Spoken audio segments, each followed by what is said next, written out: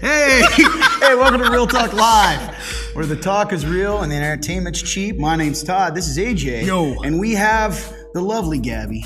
Hi. And the Zependus. The Zesty. The Zesty would have been wetter. Yes. And together they are known as the Super Siblings. The Super Siblings. They are brother and sister, folks. I tried to come up with something while I was driving earlier. This tells you how sad my life is. That could be their last name. Like, all I could come up with is the Heffelfinger Horde, and that sounded way more That sounds horrifying. awesome. Yeah. We came up beforehand what was it? with the Heffel panel and or the panel finger. I 100% wish I had come up with the panel finger. So, hey everyone. Little we got, hey Jordan, Hannah, Bailey, what's up, brother? What's up, y'all? Amelia, Zeke's Hi, watching. Lou. Good to see you, Zeke. Dalton, Sherry, Joe, hey Joe, Amber, we're having a good time. Oh, yeah. So this is, we're excited today, guys. If you're joining us we're kind of back to our old setup. Oh, yeah. For a live. Here's the thing. We want live to look different and feel different than the web series. So let us know if you like it, guys. If you missed this, enjoy it. We have some colors in the background. Hey, Sierra. Hey, Austin. Hey, Brandon Hales. So today, I'm really excited about today's show. Oh, yeah. For a couple reasons. One, we have 4 people here, which is great. That's right, man. More people, more input. You're absolutely right. Secondly, I just want to point this out before we start. This is so symbolic. Look at Zeke through me, and then look at Gabby. What do you notice? How far away she is. She refuses to be close to me. My chair is touching your chair. Look at that. He goes, no. Anyway, it's only funny because they kept saying, hey, Gabby, move a little closer. And she's like, I'm way in your space. And then you look at us 3. Anyway, I'm excited about today's show. We had 9 pre-queued questions that came in this week, and there's some really, really good ones in excited. here. On top of that, you guys are already joining us with anonymous questions. I had 2 that came up right as we went on. Also good. So it's an exciting day. We're kind of going back to our roots. We've got 2 people here that are going to tell us their story. That's going to be interesting in our get to know segment. We're pretty excited. But guys, in the meantime, help us out. Please like this first and then share it. The more shares we get, the more views we get. There was a time in Real Talk history where we were racking up 900, 1,200, 1,400, 1,900, I think, at one time. That's a lot of views. That's a lot, man. And part of it was, I'm not going to say his name because I think he heard us. The owner of Facebook. We didn't. He may have suppressed us a bit. So, conspiracy, maybe. Am I still the record? I don't think you are, because I was about to Who say broke it? we do have a former record holder. I Yeah. think Mandy. Is that all-time views? I think Mandy- Me and Mandy. Yep, that's right. Yeah, I think This I is remember that it got second, broken, but That's pretty impressive, though, man, because we've already found out that when there's girls on, there are more people. Yeah, it's true. Look, we got 23 people on. Yeah, we have It's a the girl. panel. Zeke's like, come on. The panel finger. Hey, Lou. So, what state are you? Oh man. Hey, Susie. What's up, y'all? No, not Siri. Oops, I said Susie. So, welcome, Susie. We got Susie Hatfield watching us today. Nice. Jordan. So we're excited. In the meantime, guys, you know how this works. Like, share. We're gonna check it out in a minute. However, I didn't tell you guys this, and this is classic me. So we have a bonus prize today when we get to Remnant Roulette. Nice. We have a giant basket. A basket. Upstairs. You've seen this. I have seen this basket. From our good friends over at Ruoff Mortgage. They put Ruoff together Mortgage. and Nice. we're going to give that away to the winner. This basket is fancy. It is nice. I wish I had it to show you. That would have been really nice. Oh, dang it. But you want to get on, you're going to want to win this prize. I promise you. I've almost stolen it several times because It it's is just really been sitting fancy. there. Yeah, you've seen it. I saw it. Yeah, so it's really nice. We're giving that away. You guys, but I was wondering, based on your answers on Tuesdays, what do we do and don't? We hold the rest of the world to our standards. What do we do and don't? Brandon's got a question already. Okay. Brandon, hold that question. I hope you're going to be on for a minute because I think I know what you're thinking. I think you're saying, how do we know which ones hold the world to that standard and which not to? And we'll get to it. It's a good question. Mm-hmm. But in the meantime, I want to get through our initial thing here. Segment. Yeah.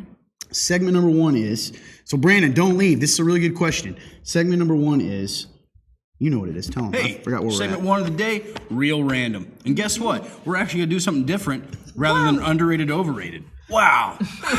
Hey, all I know is 6 months ago, we said we were not going to do overrated underrated anymore. We kept doing it. Hey, you know what? It was actually, it's It was a fun. hit. Oh, thank you. See, it was a hit.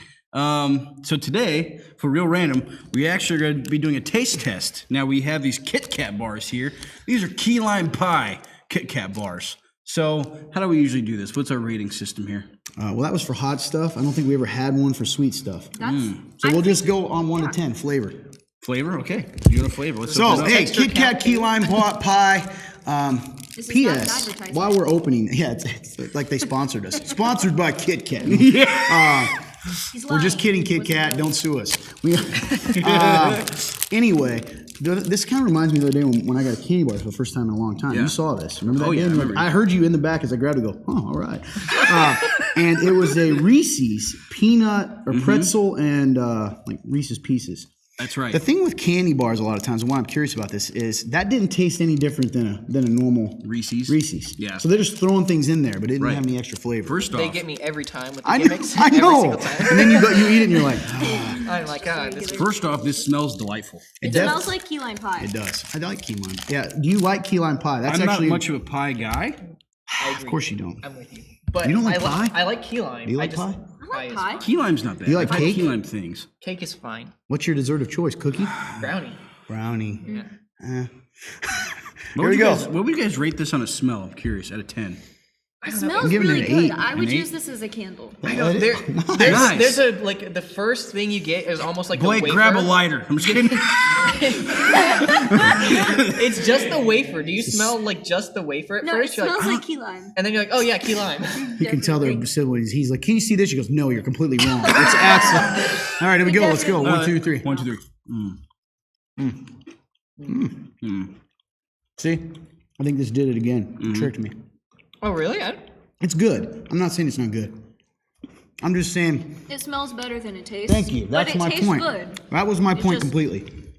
Not as good as it smells. Brandon, that's what I was going to say. Sparklers again. So yeah, Happy birthday, that was America. exactly what I was going to say. It smells way better than it tastes. It's mostly I agree. wafer. It's yeah, you're right. It is. So, Zeke, Taste, 1 out of 10. for joining us, Real Random, we're trying out Kit Kat Key Lime Pie, brought to you by our friend. They didn't sponsor us. I'll go unsponsored. taste. I mean, it was the same as a Kit Kat, which is great. So it's got to be an 8. Wow. I love Kit Kat. It is. Kit Kat's like the best. I'm going to go with a 6. It's okay. Yeah, I'm with you on that. Yeah. I'd also go 6. I think that Like, it's not something I'd go and buy again. I'd rather just get a I'll regular take. Kit Kat. That's what I was going to say. That's But fair. if I was just smelling it, yeah. it's delightful. If you sold this as a candle, I would definitely buy Want that. the rest of mine? No, can do I this didn't, with I didn't me. even need the rest Okay. of mine. All right, guys. Well, there you go. There you have it. Brandon, stay here. The question we're coming to, and I love it.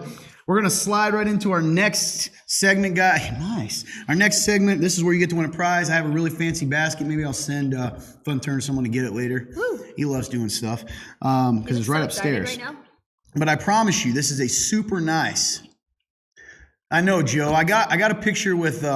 Yeah, we'll talk about that. The Bears came and visited us this week. It was fun. A whole clan of them. That's hilarious. 3/7 of my management staff is at our church. I love how we're kind of taking over every area. We had Walmart for a while, USSI. Yep. We still have USSI Your to local a degree, government right? company. Yeah. That's the local. Oh, I got you. I was at both of those. Nice. Solid. Pretty suspicious. See? Yeah, man. So anyway, we're going to move on to our next. How do sponsors work? Do you guys simply reach out to your advertising? I've always wondered how it happens. Actually, yes, we did have a sponsor reach out to us before, but we also had some people behind the scenes here who used to reach out to people, and they would send us product for free. That's right. We're not going to pay if they're getting our views. Right. But yeah, that's how it works, Bailey. Let's stick around though, Bailey. You're kind of ahead of the game here. We've got something pretty cool coming with Real Talk called Real Fans. We'll get to it sometime. Anyway, this is called, you ready for this? You ready, guy?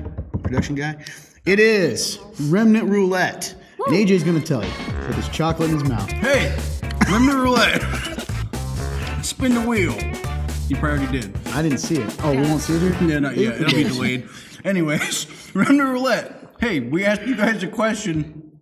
You guys answer it. You get put into a drawing to win a prize. And hey, if you didn't hear, it's a special prize today. It is a nice basket brought to you by our friends at Ruoff Mortgage. There it is. That's a special prize. But hey, You must It is be a massive on air. basket. You must be with us when we call your name. What do we do at 9:30? Yeah, if you don't trust me and AJ, which I don't blame you, weird. Just look at us. Mm-hmm. But Gabby even tells you it's nice. It is nice. See? It's really nice. guys. I saw it up there. I didn't investigate it, but it was large It's and it golden was colored. very fancy looking. Yeah. You know, gold is the color of fancy. Yeah. Fancy, yeah. So you heard him. 9:30, we will announce the winner. Typically, towards the end of the show, you got to be on to win it. So if you're one of the 31 people that wants to win a big fancy basket, you better stick around. And so I know you have production guy's probably got his question ready to roll. Oh yeah, he's ready to go. Production guy, Oh, yes, I do. can they hear him? Yeah, he's got a mic back there. Yeah. What do we got? As a matter of fact, so for tonight, with everything going on with space travel and all the other scientific Well, clearly. experiments going around the world, NASA. in your opinion, what would be humanity's single greatest scientific discovery? So a new discovery, what would be the single greatest scientific... Is this like a made-up one? We lost Blake. What? I said, is this a made-up discovery or like a real discovery? Either one. So something that has not been discovered yet. Okay. Whoa, okay, so What would be the Okay, single gotcha. greatest scientific discovery? Okay, I'm with you. fair. I think clearly the answer is aliens, right? Also- that would be the biggest. Brandon roasted me and quoted me by saying, "Hey, Oh man, you don't say hey a lot. yes I do." What would be? I don't know. I say hey a lot during announcements. I get it though. Oh, anyway, Zeke. Yeah, aliens. Oh, aliens. However, or, Zeke, or maybe has that already been discovered? next week. On. Yeah. Or I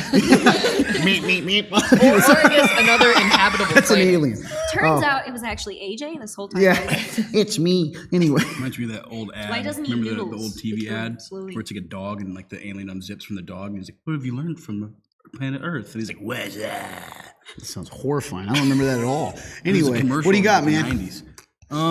I can't believe this. Jason Singleton, proof of Sasquatch existence. That does. That I believe that.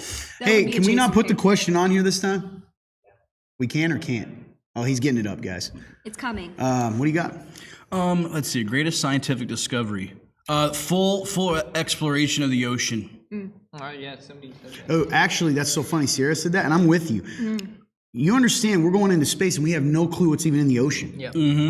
Yo, they try to say like megalodon's extinct. How do you know? You don't know that. That giant thing could. It Are you could talking about the giant shark? Yeah. For a minute, I was thinking of a brontosaurus. I don't know why. or what's it? Cthulhu. If it isn't the man, the myth, Austin Carter. Yes, I have heard of his Neuralink. They actually hooked it up to a pig already. Do you know that? What is this? Or Elon Musk wants to put that chip in your brain that essentially connects you to the internet and stuff. I It's don't a think I cloud. want that. Yeah. Is this Wally?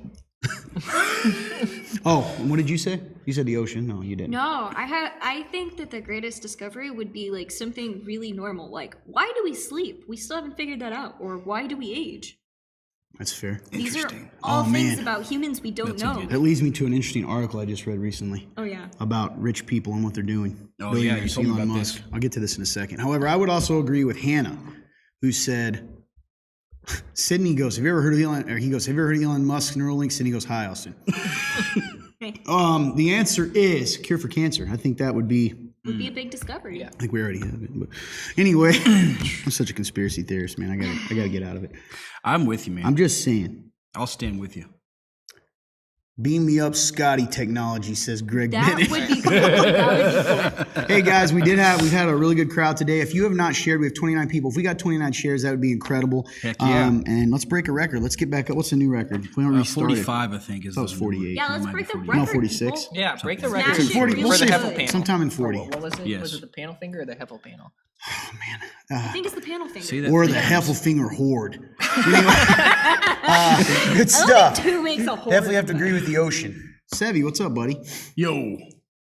I'll never forget when he came to visit us. And we yeah. took him up to the studio and he goes, This is it? Yeah. Yeah. As It's all you impressive got. as it looks on camera. Very illusionary.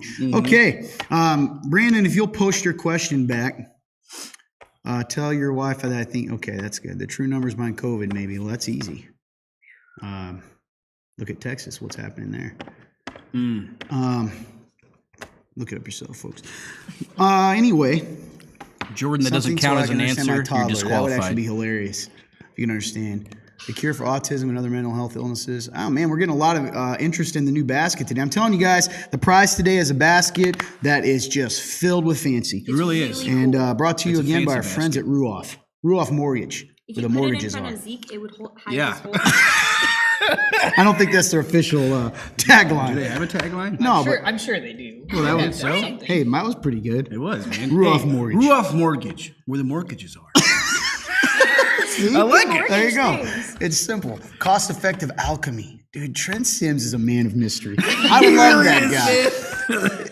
Have you tried alchemy to know that it's not cost effective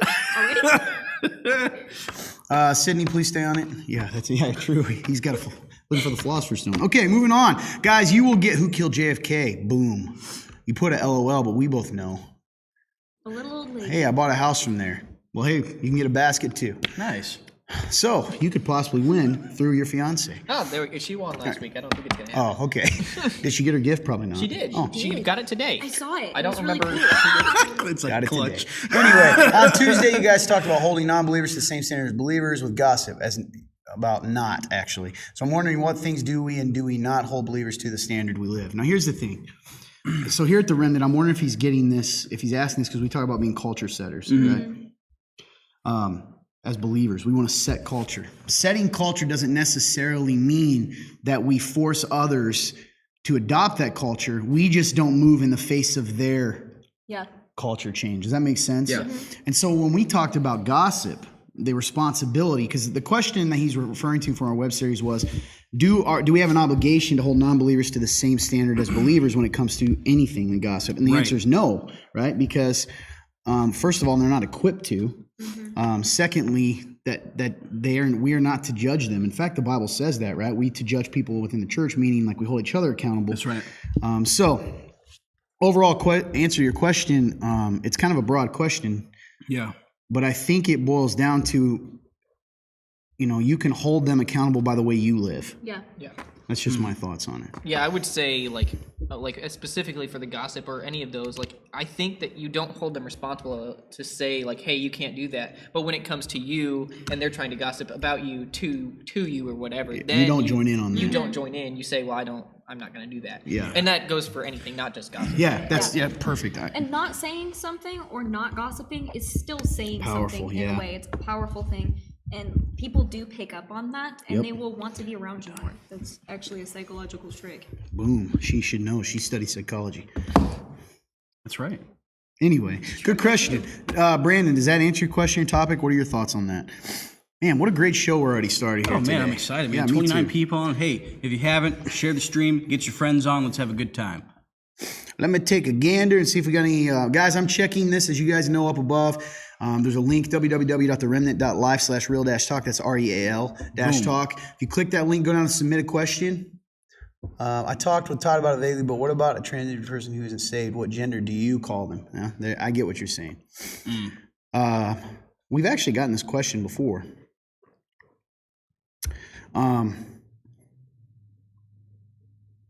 He puts in parentheses, getting pretty political. Who said that? Brandon. I mean, we can talk about it. This is real talk. So the question is, you have a transgender person that wants to be called. I actually gave him my answer on this already, and I'll say it again. But what are your guys' thoughts on that? Do you have any? And maybe you don't. Maybe that's okay if you don't feel comfortable talking about that. I don't know the right answer to that. That's fair. It's tough, man, because I already know that today's society, we've kind of talked about how they have this upcoming generation and how, they've been influenced by a lot of crazy stuff.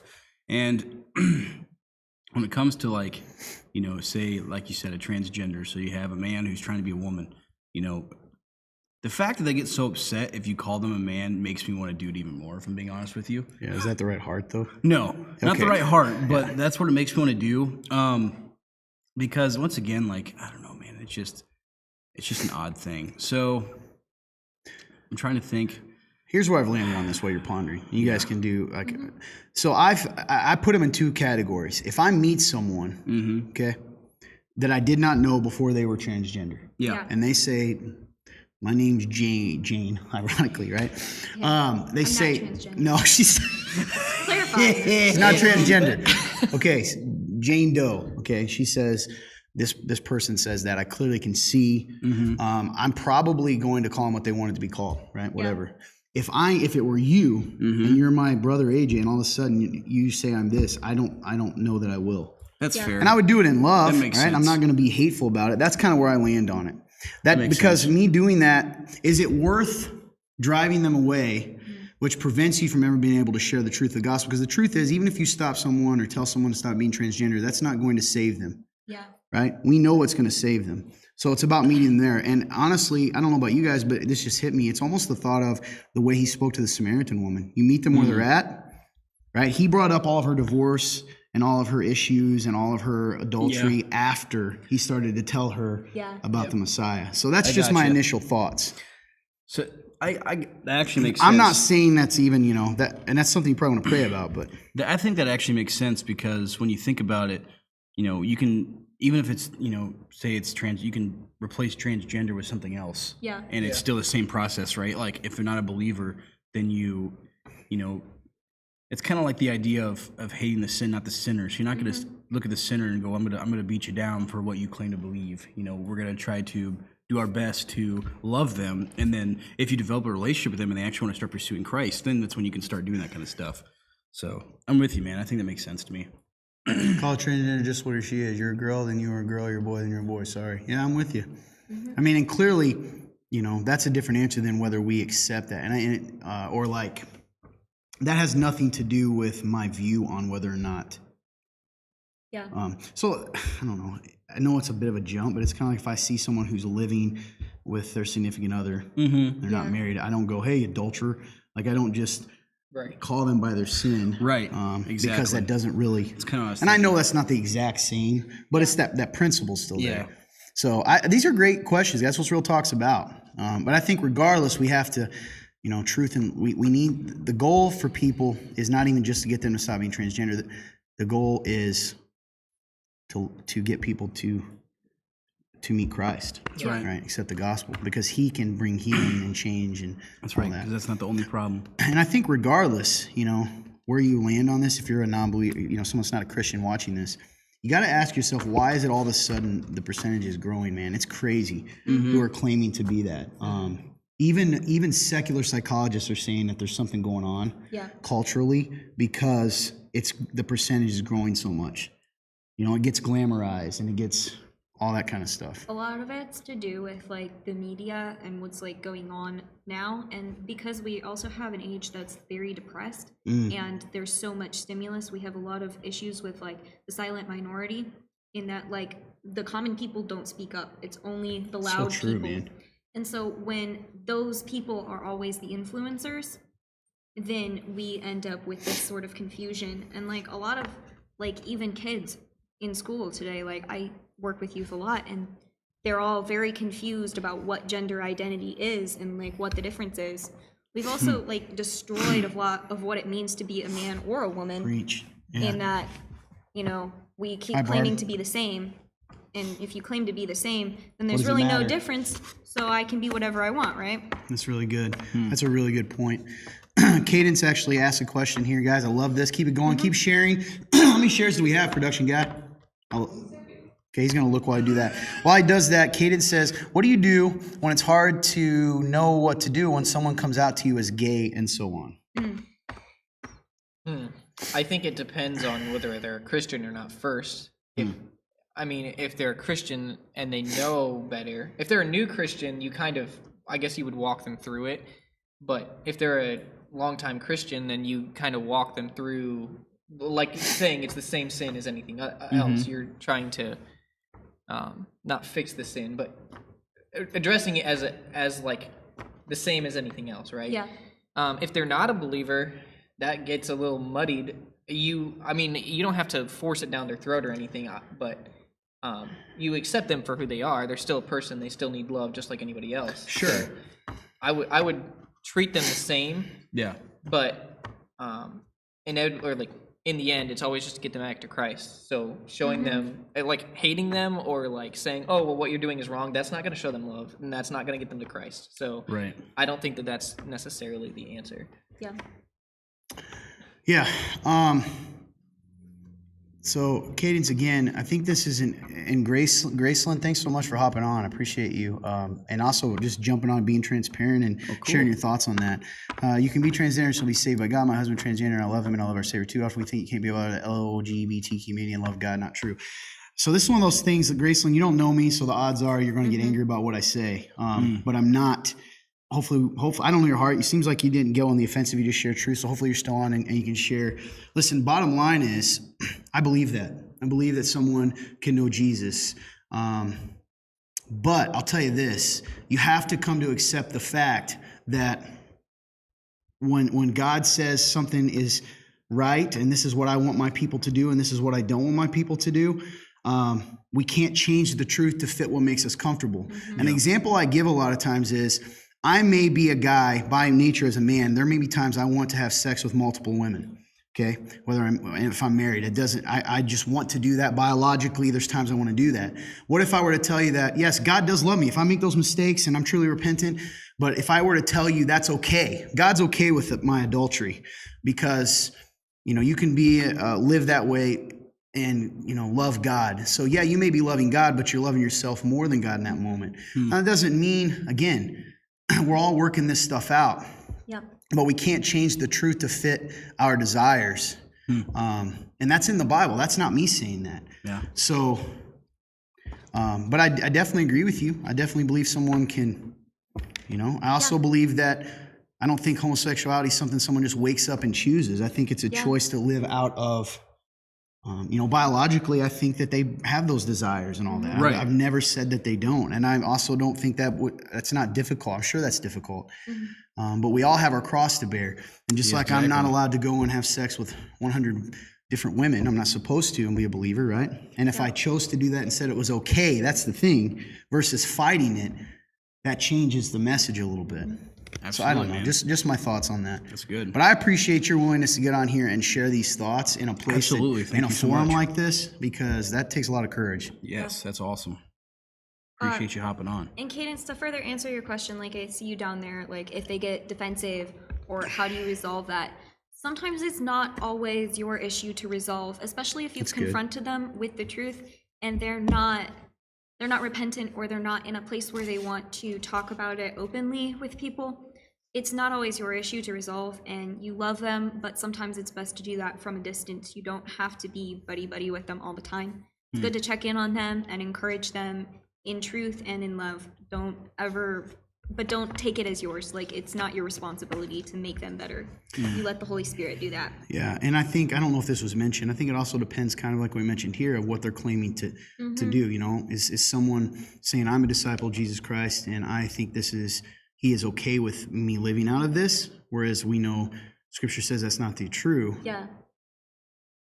No, Cadence, you can't control what you feel, okay? So, for instance, I may get angry and want to beat people up. I feel that desire.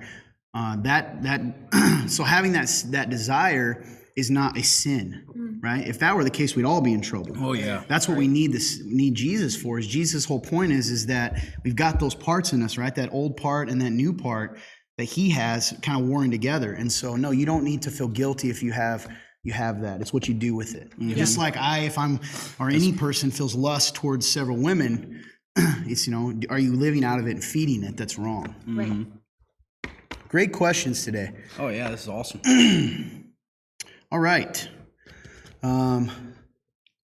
Also appreciate when everyone's able to have these discussions without getting angry. Yeah, man. That's really nice. That's what it's all about, Joe asked a question up there, too, about truth. And you're welcome, Cadence. Hope that helped. Yep.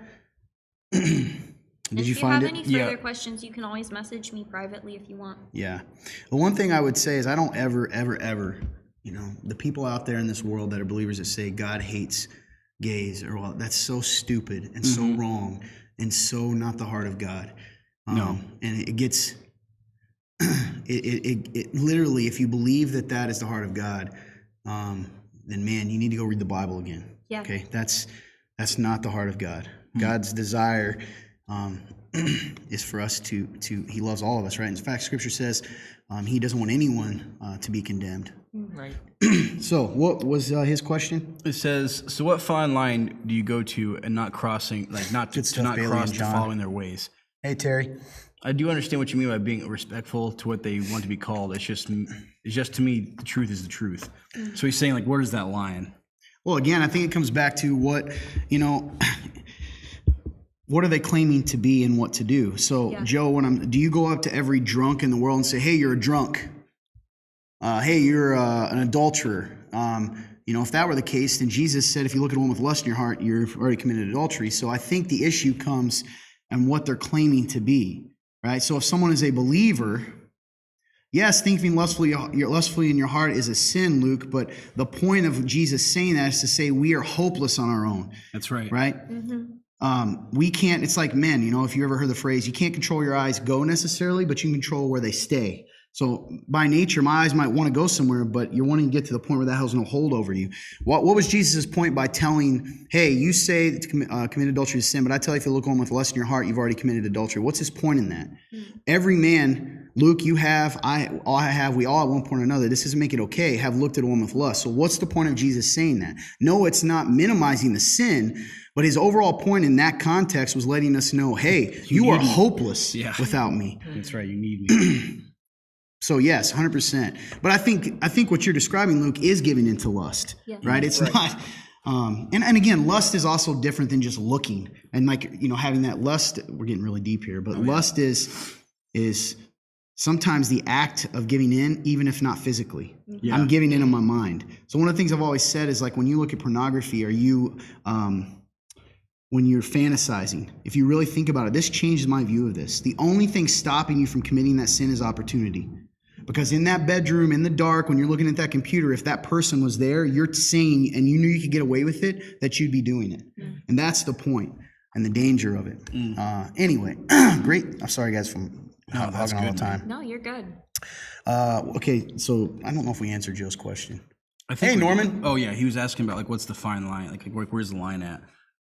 Between, following their ways and following your ways would be if you're trying to change truth, biblical truth. You're saying that God says this. I do think when it affects our kids, we got to get involved a little bit, right? When they're being force fed certain things, we have an obligation to stand up and tell our families. But I think first and foremost, you got to ask yourself, what's your goal? Yeah.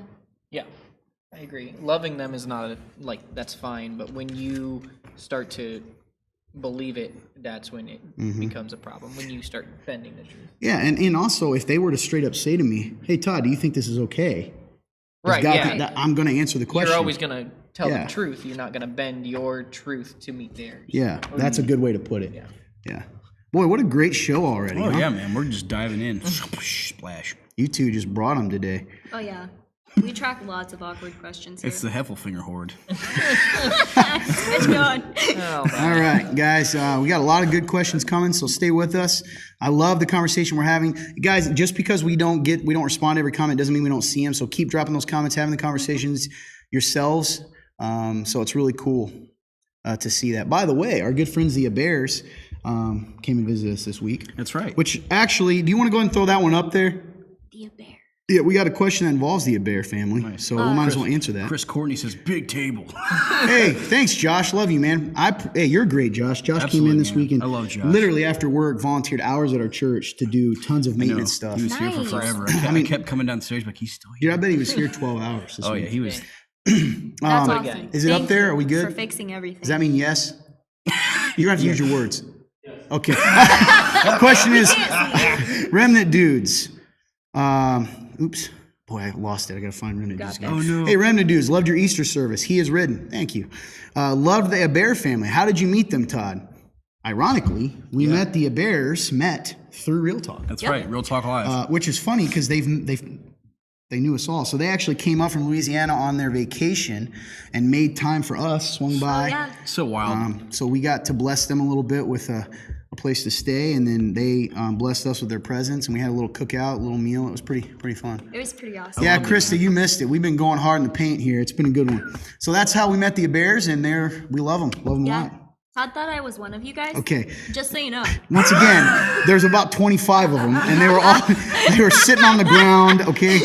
I just remember Gabby all of a sudden goes, "Hey guys," I'm like, "Oh, Gabby's here." She's like, "I've been here the whole time." I'm like, "Oh." So yeah, great show so far. Absolutely. So if you ever wanted to adopt me, I blend right in. Hey Ryan, how are you, man? Where you from? What's up, dude? Brandon asked, will we ever do Real Talk on Sundays again? Did we do Real Talk on Sundays? Yeah, we used to do it Like, like, when every people 6 would weeks. ask in real time. Oh, Yeah. the show. You're talking about in our service. Yeah. You know what's funny about that? We love me. Yeah, Krista, we met the Real Talk either. I don't know about you guys. So the Heffelfingers here go to our church. That's right. I feel like half the congregation loves when we do Real Talk services and half don't. So I don't know. That's why I stopped doing them. I like them. But with having the separate Real Talk and a Real Talk service Exactly. would be a lot of Real Talk. Yeah, I liked them. When we did live, it kind of became a little hard to do because people some weeks everybody's like questions, and then other weeks everybody's like. Yeah, it's true. So Crickets. it's yeah. Yeah, so what he's saying is Real Talk actually spawned out of our church. We used to, from the congregation, they could text these questions in as we went. And actually, you helped shoot Yeah, the it questions. was a It was lot pretty of fun, fun. It's pretty Oh, he cool. lives near us, Todd. Oh, awesome. Well, welcome. Welcome, Ryan. That's awesome. If you're a friend of the Bears, you're a friend of us. Absolutely. Nice. See what I did there? Yep. Okay. Houma. I think it's enunciated Houma, Louisiana. Do you just want us to know that, or?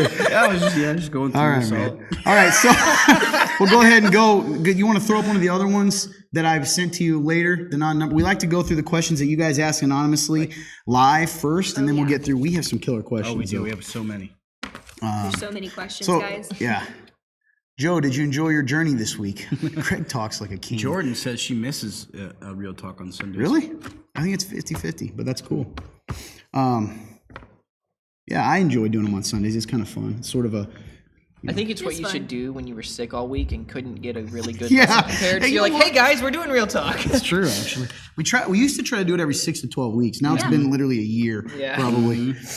I know it's hard on you guys too on the media team though, because It's they not got to that move bad. the whole time. It's not I bet it'd be a little easier now. We got the They system got down the pretty man, the good. myth, the legend, Tim back there trying throwing up questions with him. Jackson been hooked on my hips since I got home. Love these nights. That's my godson. He hates me, but Ouch. is my godson. Maybe he'll like you when hates he's me. older. He does. He liked me in a little period of time whenever I acted like a dog. That was the only time he liked me. Homa. See there? Dang it. I would have pronounced it Huma as well. Houma. But man, what a great show. Okay, did you put that question up? Todd, would you like the question or the top? Do the one on forgiveness. Okie dokie. Okie dokie. I love production guy Blake from a distance. He's hilarious. Already. Doesn't like him up close, only from a distance. How can I use my faith in the workplace? What do you mean, Ryan? Like, how can you show your faith in the workplace? He loves his dog father. Well played. How do you forgive yourself when you know God has already forgiven you? What does that look like?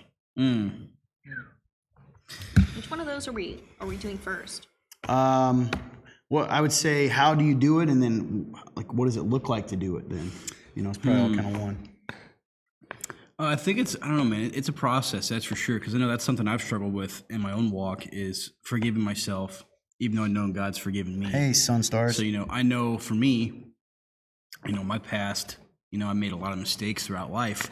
And even then I can think about it sometimes and go, oh man, like why did I do that? And I can beat myself up over it and think that I'm not worth who I am now, even though I am a new creation through Christ. So I think for what's helped me a lot on my own personal journey is talking with others about it. Letting people know, hey, like I feel like this today. Like I feel like I'm not good enough. I feel like, this in my past has haunted me and I can't get past it, or, and they can encourage you. They can help walk you, walk with you, and you don't have to deal with it alone. So to me, that's the best way, which is why community is so important. Any thoughts? I would say so that you're forgiven by God, and like kind of accepting that forgiveness is the part that you have to do for yourself. So forgiving yourself, I think it means that you're moving past what you did or whatever happened, and you're using that as your story. Like, what can I do to make this instead of looking at it as, oh, I messed up all these years ago or whatever, you look at it as, well, now I'm here. This is what I learned from this. This is how God moved in my life because of this. And because you know that you're forgiven, it's easy. Well, it's not definitely not easy, but it's easier to find some sort of good out of it, and to move past it as good. something. If your forgiveness isn't contingent on it, then it enables you to look at what you can learn from it more. Right. That's a good point. Yeah. Exactly. Yep. That's good. And you're not condemning yourself, I guess. Yeah. Right. You're not using it to condemn yourself, but to better To yourself. see, I like that. Yeah. You're not using what happened to condemn yourself, but to better yourself. I think for me, coming to the place where you understand, because a lot of times when we tie our I don't know if you guys, for me personally, two things. I tie my forgiveness to whether I feel like I'm forgivable Yeah. Yep. and whether other people forgive me. Yeah. And sometimes for me, it's a little more of that even because I don't like hurting people. Or I don't like disappointing people. So I think for me, this is going to sound kind of sad, but it's really joyful. And you touched on it. When I come to the place that I realize my forgiveness is not dependent on me or even other people, but that it literally boils down to this. Did God lie to me or did he not? And if God did not lie to me, then I cling to that until my feelings catch up. That's good. Does that make sense? Which is kind of what you said too. We've got... I think for me, it's I don't want to let who I was stop me from becoming someone better. And when I hold on to that weight, I am letting that drag me down. I'm letting it stop me from moving on. And like Jesus even said, like, cast your cares upon me. I'm going to carry it for you. And so when you stop carrying that weight of like shame and like unforgiveness, you're free to move on and grow into who he meant you to be to begin with. That's good. That's really good. And it's crazy that he knew that when he picked you. He knew that you would make that mistake, and he still right. chose He to still love you. loves you, yep. And you're holy and good. And I don't know. That's what blows my mind, man. Yeah. And I think, I don't know, man. It takes a lot of this kind of ties with something you and I've talked about privately. I don't know if I may have mentioned it in one of our random Saturday nights. But I feel like we glorify sin in Christianity. Yeah. We idolize sin. We talk about sin more than we talk about God. I really think we do. We talk about, which in turn, aren't we really making it about ourselves again? We are. And yes, sin is important, but it's like once we're saved, I feel like we should be focused, and we should at least talk as much about God, his heart, what he wants us to do, what it looks like, how to serve and love. And instead, we're constantly talking about sin. Everything we do is about sin management. Yeah. How do we manage sin? And you can't do that. In fact, I think the harder you try to manage your sin, meaning just focus on controlling every aspect of it, the worse it gets. Yep. Versus like, hey, Lord, I'm going to walk and I'm doing my best. I'm going to do the things you told me to do. I'm going to read your word. I'm going to be in prayer, community, church. And then naturally, we all know, like, fruit of the Spirit, right? Interesting, we have a question about that today. Shows itself then. Yeah. I think it's a lot of like, you're trying to take back control of what That's you it. gave up control of. And that's you're good. like, here, God, take this, but I'm actually going to try to manage this on my own before it gets to you. And then maybe you can have it after that. Yeah. That's I really think, good. focusing Surrender, on the man. do's Yeah. instead of the don'ts Bingo. brings you to the don'ts. what I was Like, gonna bring up. you Well done, you sir. stop doing the don'ts. It's true. Yep. So exactly what If you you're said. loving people and doing what Jesus said, you don't have a lot of time to do the other things. Yeah, anyway. absolutely. And if you just keep carrying those types of weights, eventually you're going to fall down and you're not going to be able to get back up. Like you're condemning yourself, and eventually you're just going to lay there and it's going to be over. Condemn yourself. Yeah, there you go again, right? Yeah. Self-condemning and self-justification. It's all about yourself. Yeah, that's the weird thing about it. It always comes back to that. Yep, Bailey retyped Ryan's question. He also I think you two would be interested even more than us right now, even though we've done it and how you guys do this. I'd like an answer. How can you show your faith in the workplace, like make it known to people around you that you are a Christian? Well, for me, I cheated a little bit because I started working somewhere where I work with Peyton, who goes to the church, and awesome. everybody's like, "Yeah, he goes to church with me," so everybody knows. But your actions, a lot of times, I think you don't have to force it down people's throat, because in the world, a lot of times people have had different sorts of Christians all around them all the time. So being like, "Oh, hey," like all up in their face is not really going to do anything. It's more about showing them love and showing them that you care and building that relationship and bringing them to God through that. Like at my work, like people know me as the Christian guy, so like just randomly out of nowhere, they'll ask me. They aren't religious, anything like that, but they say, "Hey, I have this person that needs prayer. Can you pray for this person?" And like like they know that because of that's how I act at work. Well, how I try to act at work as best I can, and they know that that's who I am. So. And then that's just a testimony to them right there. And that opens a door for you to invite them to church if you need to talk about God, whatever you need to do. Dude, that's so cool. Can you think of specific things that you have intentionally done at church? You mean at work? I'm sorry, at work, yeah. That shows like you're a Christian, maybe without going around and going, hey, I'm like, Yeah. and same for you. Like, are there little things you guys have done that people go, man, that's different. Why do they do that? Yeah, I guess I would say not being a part of the gossip is one of the things. Trying to kind of stay out of it. A lot of people talk a lot of crap about a lot of people at work all the time, and you're just like, oh well, even you don't have to say, well, I don't think that at all. Now you're just starting new gossip with this new person now, and so it's easier just to say, well, I don't know that situation. Like just staying out of the gossip in general, stay out of it. Yep. And if anybody says anything, you just I don't know, I don't work with them or whatever. You don't have to answer that. Being a good worker. Yep. That's huge. Yeah, just I was going to ask that. Yeah. just Showing up and doing your job. Yeah, doing your job, being kind to people, even if they don't necessarily deserve it. I had a person there for a long time who nobody really liked, and it was hard.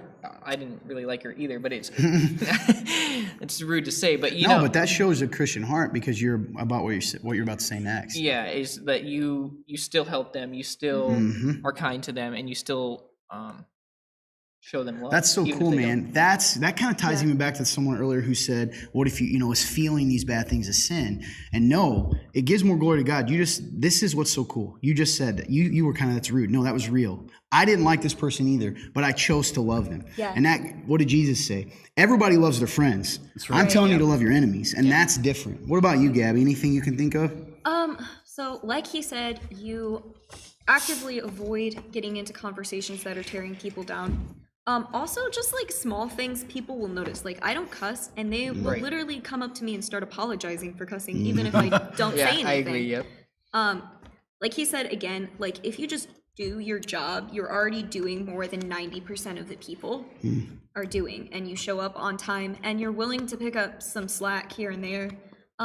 Being kind to people is huge, and like even in small ways, like that they're hurting today, or their back hurts, or their leg hurts, or whatever, and letting them have the sitting down job for longer versus making them stand even when they can't, like that goes a long way. And also being a peacemaker, in that like people come up to me and want me to be the mediator in their conversations when they have conflict. And That's really cool. Yeah.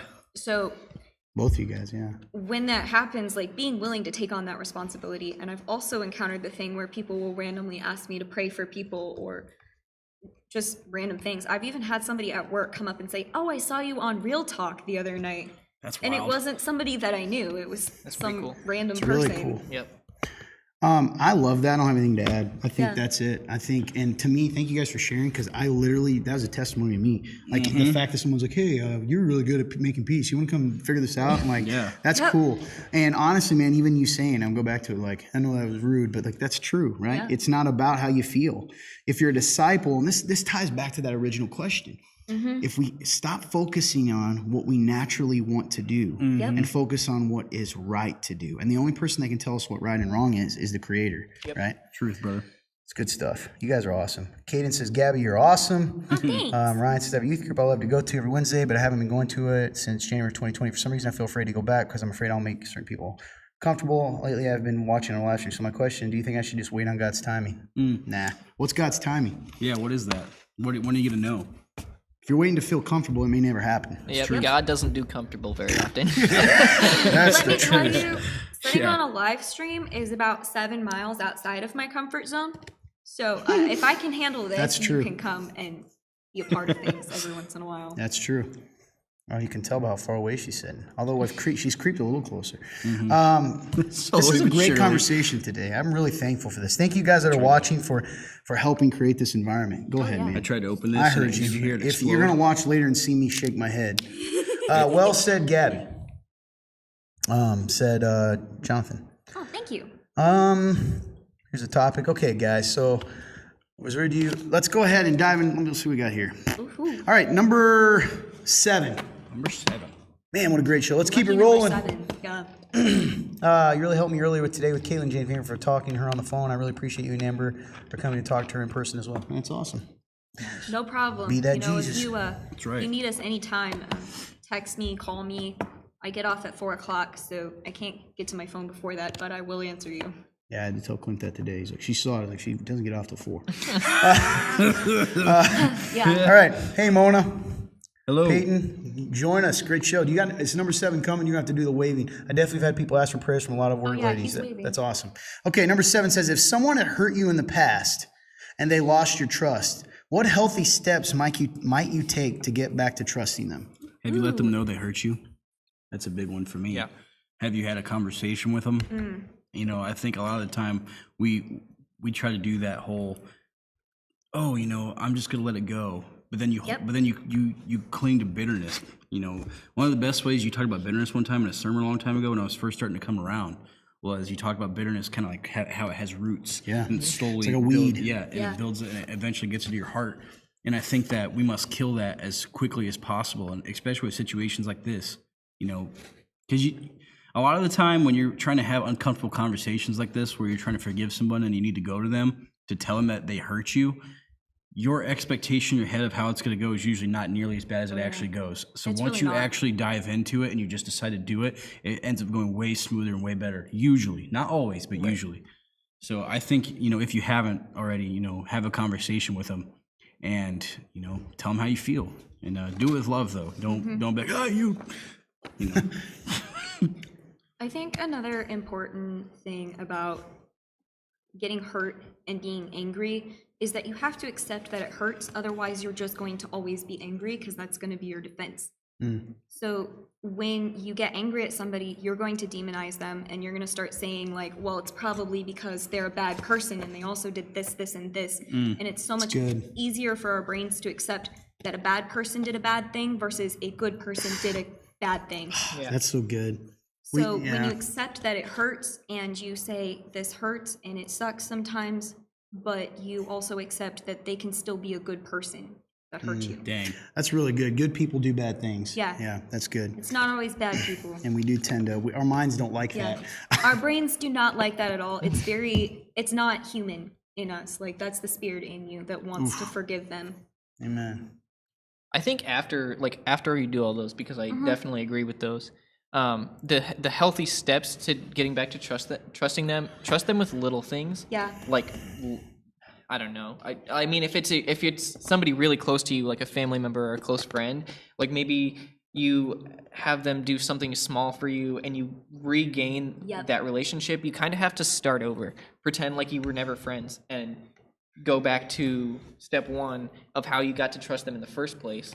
And it maybe they're somebody who's hurt you a lot of times. Yeah. And so maybe you don't put them back where they were. Like, unfortunately, that has to happen sometimes, that they can't be the person that you trust. Like, they're going around telling all your secrets or whatever it might have been.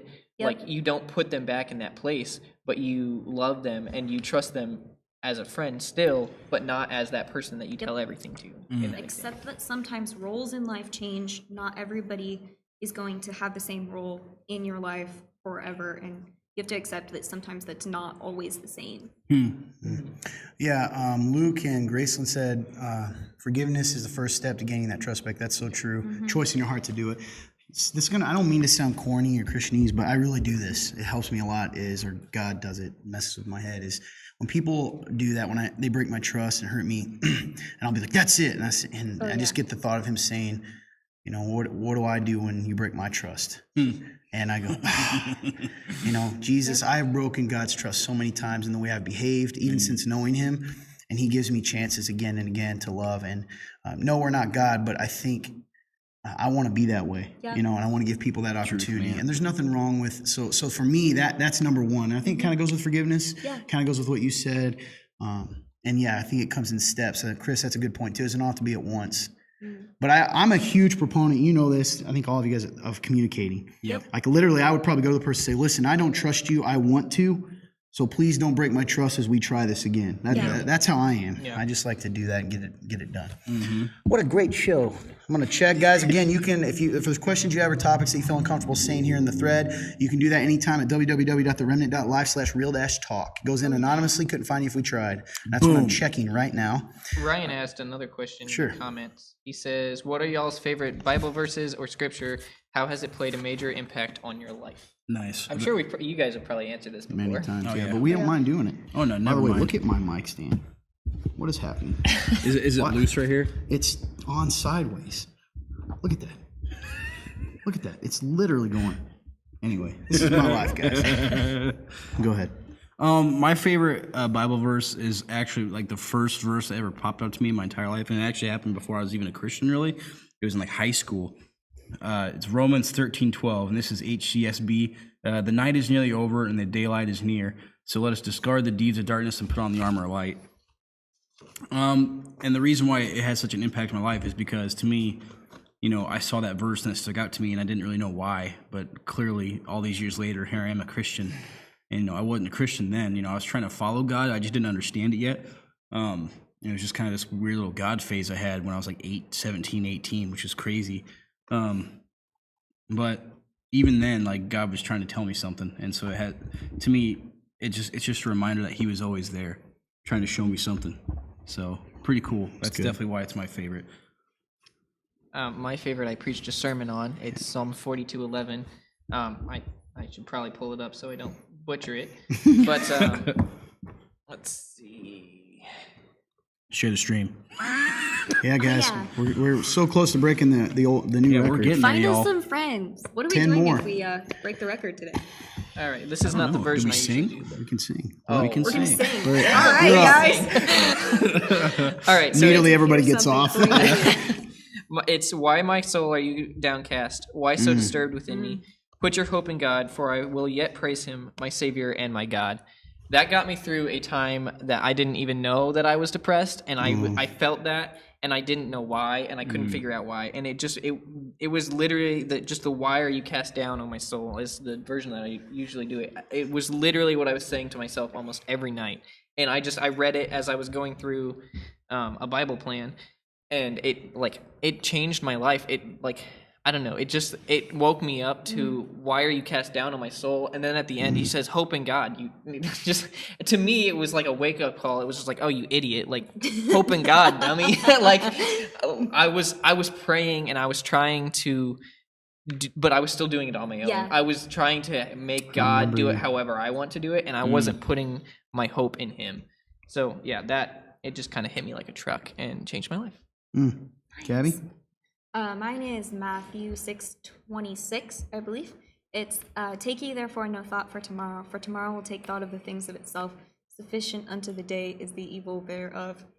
And I memorized it in KJV, so the simplified version is, you don't have to worry about tomorrow because tomorrow has enough stuff and crap that it's going to deal with in its own time. Like, live today. It's good. It's so good. I like Romans, everyone knows this, 8:1-2. Therefore, no condemnation now exists for those in Christ Jesus, because the Spirit's law of life in Christ Jesus has set you free from the law of sin and death. And then actually another favorite one, I actually just used this week, section in our membership class. Was a little section, he said, and starting in Gospel of John chapter 6, verse 35, I am the bread of life. Jesus told them, no one who comes to me will ever be hungry, and no one who believes me will ever be thirsty. But as I told you, you have seen me, and yet you do not believe. Everyone who the Father gives will come to me, and the one who comes to me I will never cast out. And then verse 39 says, this is the will of him who sent me, that I should not lose one of those he has given me, but should raise them up on the last day. For this is the will of my Father, that everyone who sees the Son and believes in him may have eternal life, and I will raise him up on the last day. You can't lose what was, to lose your salvation is the implication that Jesus is letting go, and he said, I will never let go. Never let So good, man. Love that. Beautiful. You're all awesome. Blessed to talk to you all. Thanks, Ryan. We're blessed to have you, man. For real. Appreciate you. Oh, Sarah also said, so glad I'm able to join you guys tonight because you are all crushing it. Thank you. Oh, thank you. What's up, Jim? All righty. Hey, there were- Dalton. Were there more questions on here? I don't know. Yeah, there's been so many comments. I'm honestly Yeah, not we sure. we don't necessarily get to answer everyone. So if we don't answer your question, just comment it again. Yeah. Saves us time, and then we will Yeah. We have a bunch to get through, and then I want to announce. Actually, I got to announce the winners right now. Nice. All right, guys, we're going to announce the winners for Remnant Roulette, and then we're going to get going on some questions. So if you're still here, here's the deal. You can't cheat and tell the person they get on. That's cheating. You got to be on right Don't be now. a cheater. So the winner of our giant, fancy, goldish, it's not actual gold in there, but it's gold colored, basket Brought to you by is, Ruoff. brought to you by Ruoff Mortgage, where the mortgages are, is Sean Bryan. Sean Bryan, my Sean. friend. Thanks, Dalton, for saying hi, man. One guy says, appreciate you. Serious, he actually said hi tough. You know how Chris Courtney goes, hey, AJ, and then ignores me when I try to talk to him. Sean Bryan, hey, man, you win. You have until 9:37 to accept. If not, I move on to my second winner, which I guarantee you he's not on. Sean, are you here, buddy? Two's not on. Oh, that guy? He's not on. Nah. This guy probably is number 3. Number 2's not on. No way. He is not that guy. I couldn't see who. But I agree. So you have till 37. I don't think he's on either, but maybe he'll surprise me. Sean Bryan, you win. Come on, Sean. Let's go. Congratulations. Luke Good job said, winning. that's a cool verse. The Lord fights you. And he goes, me? No. Come on, Chris. You know that. I try so hard to love you. It reminds me of the hugging moment where I went to hug him. And he's like, and then he's like, AJ. And he embraced you. I'm just that creepy guy that's coming out of the corners. Like, let me hug you. All right. You got a question? That's what it seems like anyway.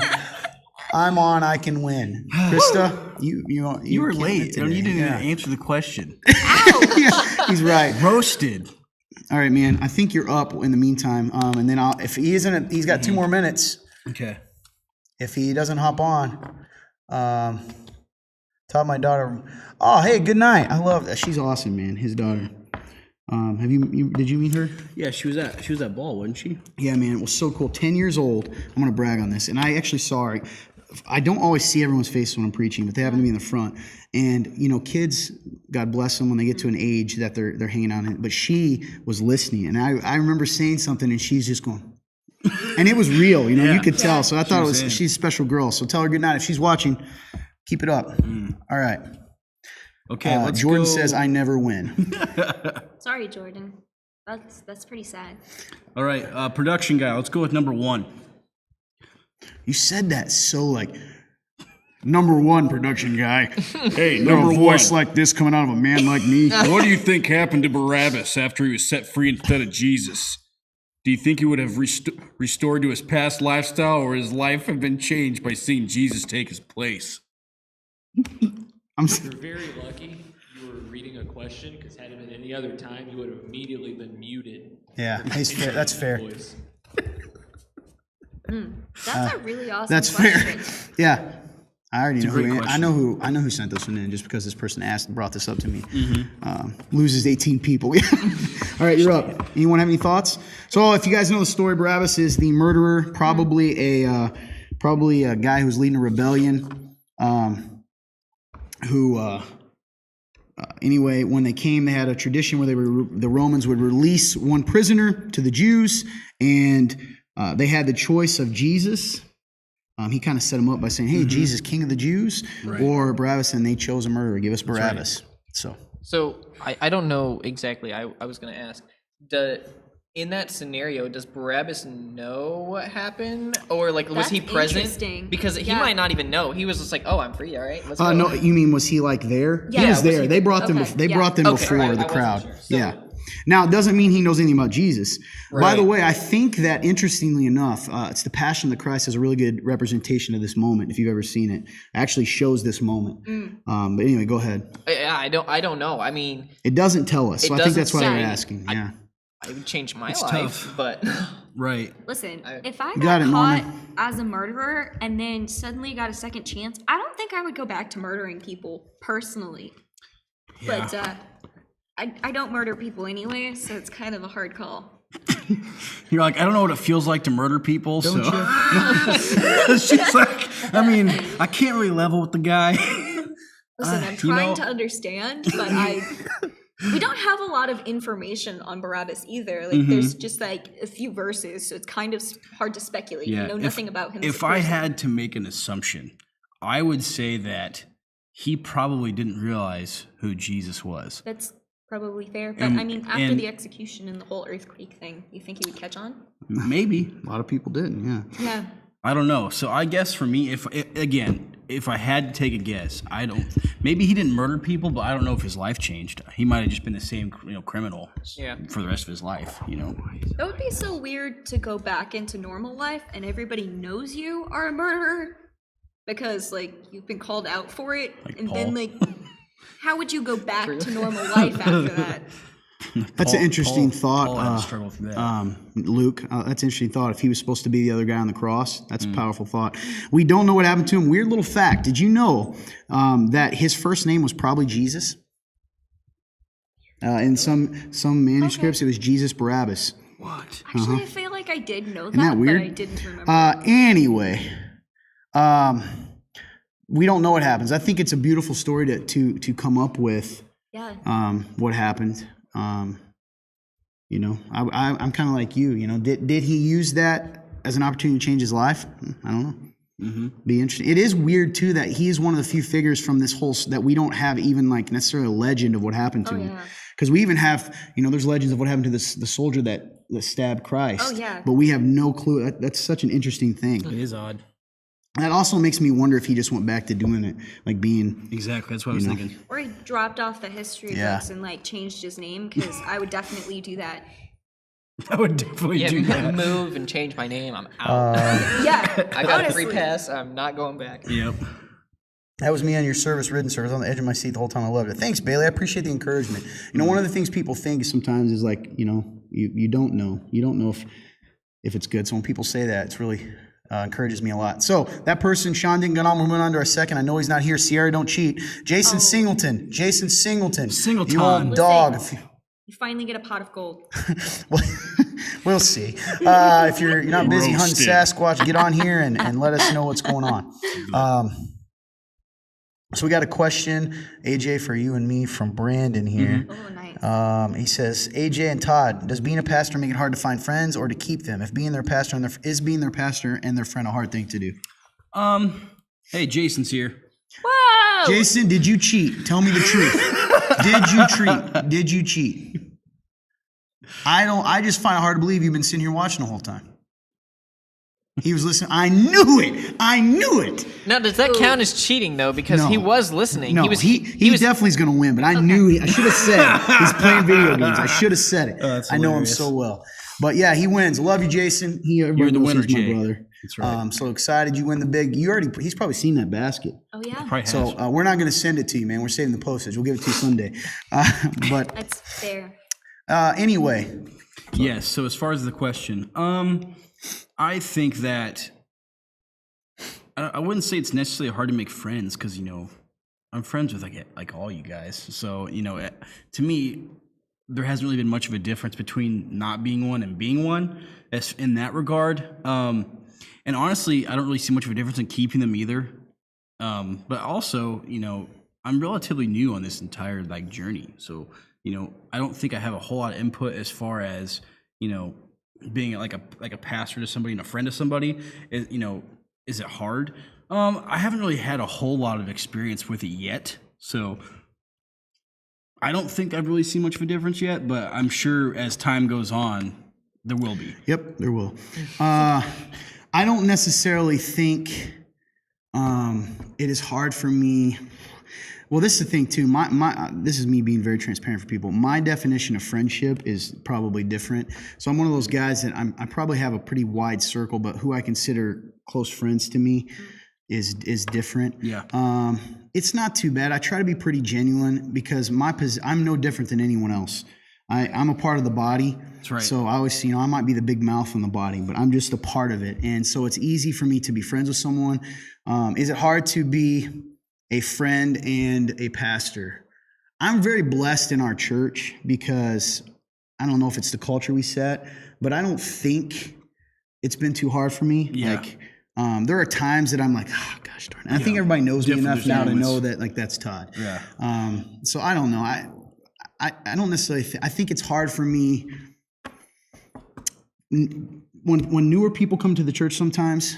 It's hard because you when you do it long enough, everybody's excited at first. Everybody wants to be a part of it at first. Everybody wants to, and I'm kind of new to that. The whole idea of people be like, it's because you're the pastor. I'm like, what are you talking about? I don't get that the people view you differently because I wasn't raised in the church. So. Yeah, I guess it might be harder for me. I think it's more hard for me sometimes to be friends with people in other churches because there's this weird tension sometimes that it's just agree. it's so strange to me. So when I meet people, it's pretty cool. Hey, good night, John. Love you, man. Night, John. Does that answer the question? No, I think so. I think so. Got it. Is he a representation? Is he a representation of sin and how they choose a sinner instead of choosing knowledge of truth or sin? Well, absolutely, he is, Luke. I think that's the main purpose of Barabbas. It's just interesting that like what happened to him. Given, what is your favorite place that you'd like to visit? Garden of Eden. Good choice. Oh, nice. I would agree. I want to give them a get to know, man, but we have just been smoking these questions. There's so many good ones. Let me check one more time. The saga continues. They have to come back again. Before you know it, we're not even on the show. It's just them. It's just the Heffelhink. It's the finger panel, whatever they call it. The panel finger. Panel finger. That's it. Yeah. Dang it. Got it. If you could be any person in the Bible, probably I don't know, Peter. You can walk with Jesus, and it'd be pretty cool to be one of the apostles. That's a good one. Yeah, it's probably a toss up between Peter and Paul. I certainly wouldn't want to be Jesus. Yeah. Yeah, no. Yeah, that's rough. I would have failed. rough. I'd have called down that Legion of Angels first time they hit me. Oh yeah. It was lightning. Maybe John the Baptist would be cool. That'd be cool. That would be. Except he gets his head cut off in the end of the story. So that would Don't be, worry about that part. Just the life part. I don't Not know, the death. I think I'd want to be like Queen Esther or something. That would There be you pretty go. epic. That is a cool story. Yeah. What we got here? Trying to look. Hey, why don't you pull up? We're gonna let them do their part, and then we'll answer another question. But I want to get through at least. Let's get a controversial one here. Ooh, controversial. Wait, where'd it happen? We love Maybe I have controversy it. here. I must have it. Daniel's a good one too.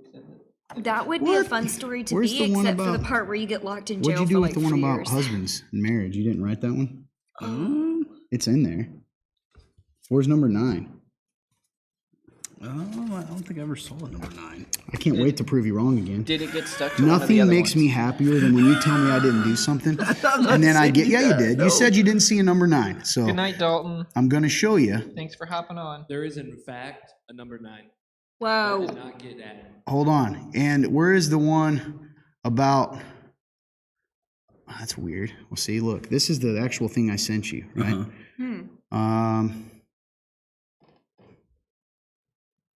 Well, there is a 9, so I did tell you that. But if I hurt you in the past, where's the one about? Because I wrote it, I answer is copied it. It's the geese, marriage one I put as Chris. the practice. Geese are the worst. I hate them. I have to think about what's the actual worst kind of animal. It's this one right here. This is unbelievable. Look. Can I say like mosquitoes? Those things suck. Uh, Literally. You guys are doing great. Yeah, keep buying this. Buying this time. Oh yeah. All right, there. Oh, not Why are count- he Christian men says so not weak in counting bugs relationships? or- Oh, we're not Insects counting or spiders, bugs. sorry. So Why are what Christian women so domineering? animals suck? I'm putting this one. That's so weird. It didn't hard. get added. Just say geese. Sorry, They're I'll awful. send it again. Geese actually do suck. And I they know poop I sent it to you though everywhere. because I Brandon even did used that call one out in Todd's is when an I orca edited it and added it to AJ's is the- a frog, and I I think that doubled that's on- I accurate. doubled That on is nine. actually What are they talking about? entirely accurate. Nothing. Just continue. What's everybody talking about? Well, Are they saying I'm they're animals? I your see I'm a least frog. Your least favorite animal. we I'm we a already frog, said it for for you. It's sure. okay, And buddy. and Yeah. Todd is mine. yours an orca. You know I hate orcas. Yeah. That was See? Brandon. Got you. Good job, Brandon. Did you get that one? So we'll do this question, but I want to give you guys a I chance. feel like there's something that's worse. 8 Oh, and 9 are the same. coyotes are That's really fair. bad too. Maybe, yeah, so then I was half wrong, half right. Why geese? They are evil. They are evil. I was are attacked as crazy. a child. Were you really? Yes, that I was happened. swarmed I was there. with a loaf of bread when I was feeding ducks, and I've been traumatized ever since. I threw the He was the size of the geese at the Yeah. time, so he was real little, and he like picked up the thing of bread and he like whirled it around and chucked it. Yeah, I did. So that all the geese would run away from him. my mom even confirms it on there. Zeke was attacked by a goose once. It was multiple Thanks, geese. Chris. It was a lot of I was them. swarmed. It was scary. There were a lot of them. Can't trust them. You definitely can't trust orcas. They also poop everywhere. Those geese, True. and This it's proves really my gross. Chris Courtney theory. You can ask Yeah, Lewis let's find a about way my to say my it. hate of geese. There was one date that we went on where we went on a walk, and I just complained about geese the entire time. He went out of his way to say, hey, frogs are, that's a great answer. So are geese. Orcas, that's a weirdo answer. These are really bad. Anyway, I'm going to do one more question, then we'll end on a get to know, I think. Okay. So we want to throw that one up? This will be interesting because you are a woman and you are getting married soon. Nice. And I think it's for all of us. Those of us out there, let's get a little, I can't talk. You got this, Betty. All right, you gonna give me a wave or something? It's good. see a wave. Okay, this is a long one, but why are Christian men so weak in relationships? Why are Christian women so domineering in relationships? It seems like Christians talk about a quote Christian marriage in which the man leads, but almost all I tend to see are husbands who are afraid of their wives and treat them like mommies, and wives who threaten and emotionally/verbally, usually emotionally, abuse their husbands. Is that a Christian thing to pretend that men are the leaders? To pretend, no, men should be the leaders. Bro, that's a good question. So I think at least for me, Well, let's pause before we do this real quick. Keep that thought. But I want to ask, do we see what they see? Yeah. Oh yeah, Oh, that's yeah. definitely This part of happens. Christian culture. Okay. So why are like the original question there is why are Christian men so weak in a relationship? I think for me, I'm trying to lead as best I can, and I want to be loving in that, and then loving kind of takes over leading. That's so you can't do both. Yeah, almost like I have to choose between Yeah. two, and if I don't do what she says, or I don't, well, not that she's commanding me or anything, she's pretty good about that. Sure. But like, if I don't do what she wants to do or anything like that, I You're not feel like I'm loving not her. loving her. Yeah. Which is not true and not right. So pushing past that is the hard part of showing her love and also leading her when it's hard. So, I mean, I don't know that answers the how to be better, but that's the Dude, struggle that's for super me. transparent of you to be honest and share that. And I think you put, I honestly, and I think we've talked about this. I think you are dead right about how it gets twisted in our minds. Yeah. Yep. Because Christian culture says that loving and pleasing are always the same. Yeah. But I'd be curious to see your thoughts on this. One, do you see it? And two, what are your your views on it in general? So yes, this does happen, and it happens a lot. But to say like all Christian women are that way is kind of a generalization. Yeah. That's very broad. There are a lot of women that are this way, and they are typically loud. And I can say that 90% of the time, when women seem controlling like that, they're doing it out of an insecurity and a lack of leadership in their lives. So a lot of times what happens is she's trying to do the best with what she's given, and when a man doesn't step up and lead, she has to fill all those roles. And then she comes off as very controlling, but in reality, she's just trying to make sense of what world she's been given. So And it's very confusing. yeah, that's why I think it's interesting to come from your side. So on his side, he's saying, okay, no, you're Yeah. engaged. Well, as a single woman who's looking to get married someday and wanting a good man, what's that look like for you? The idea of I'm looking for a guy who can lead me and love me. What is that? Do you see a trend with men today? Is that, do you Yeah. what's your view on that, I guess? I guess it's very confusing to me because men don't lead in today's culture. That's 90% of the issue. Like, the amount of men who've actually tried to talk to me or ask me out or something is very, very slim because men are scared of me. Because She's dropping truth bombs there's right now. also this She's whole pretty thing scary. of they're scared to lead, like he said, it's not from a bad place. They're scared they're gonna upset me, so they never lead. But it actually is more upsetting to me if they don't lead, because then I don't know what to do and I try to control what I'm given. So then it just becomes a whole confusing mess. it's just So a when you mess, don't right. step up, the woman will step up, but it's not her place, so she always looks wrong in it. Do you think that makes sense? Yeah. Actually, do you think so? Looking at your married friends or married, there's a lot of people from a woman's perspective. Do you think they naturally want to be the Christian woman, right? Because we know what the picture looks like. Yeah. And it shouldn't always be either. Ideally, Zeke, you're right. You shouldn't have to pick, right? Right. But what does it look like? What is the kind of the culture behind the scenes with women? Do you look at your married friends sometimes and go, man, you're being bullheaded, or maybe you're being a little abusive emotionally, or do you see that kind of stuff? And Definitely, because it's not within our nature to just, lay down and take whatever you give us. Like, Sure. naturally, we're fighters too, and a lot of us have had to make it on our own for years, and like we've had to grow up in the same culture as men, and we've had to make it on our own. So then when somebody's put in charge of us, we're not ready to be led necessarily. We still want some of the control. Do you in your heart desire that, or is it something that you're constantly going to have to fight? Like the desire,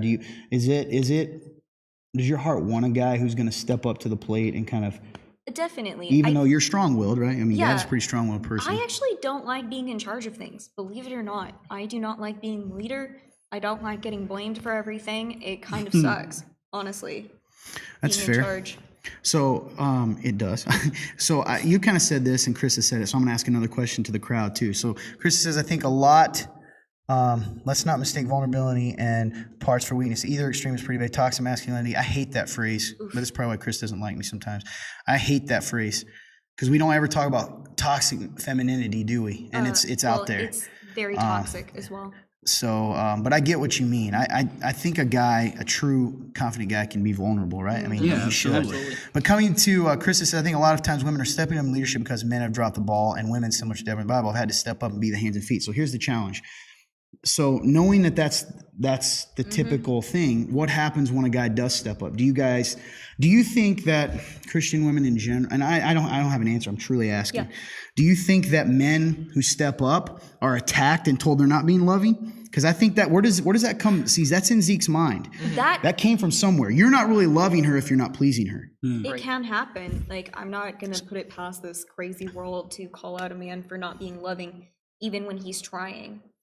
So I guess are men even rewarded by and it shouldn't matter, Right. But are they rewarded by women, not even the ones they're in a relationship with, when they do step up, or are they told, depends on the or is it woman, or is it honestly. I guess I'm saying culture, or is it a lose?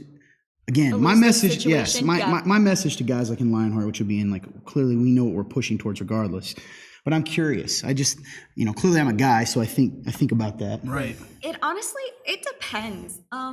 Some men do come off as domineering, and like it does take time for us to like re-accept the roles that That's we're good, supposed Joe. to That's have. true. Yeah.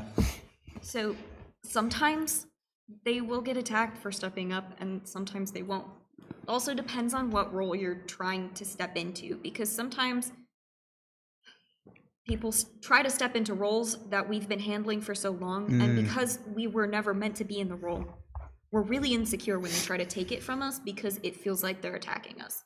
That's really good. Yeah. That's good. And I think, and that's the other thing too, right? A true Christian women, even the ones who don't know how to do it, and I think that is a lot of it. We don't see that picture very often in today's culture. And here's the weird thing about this. So back in Jesus's time, we talk about this a lot, right? The call to submit to your husband wouldn't have been that radical, right? The call to love your wife would have been to give her rights, to love her as you look. Because, if I didn't like a woman here, get out of here, I'll go get another one. So Jesus's call was radical then. The call today for a woman to submit, right, is radical. Yeah. Jesus' call has always been radical. So I think both of them have that battle.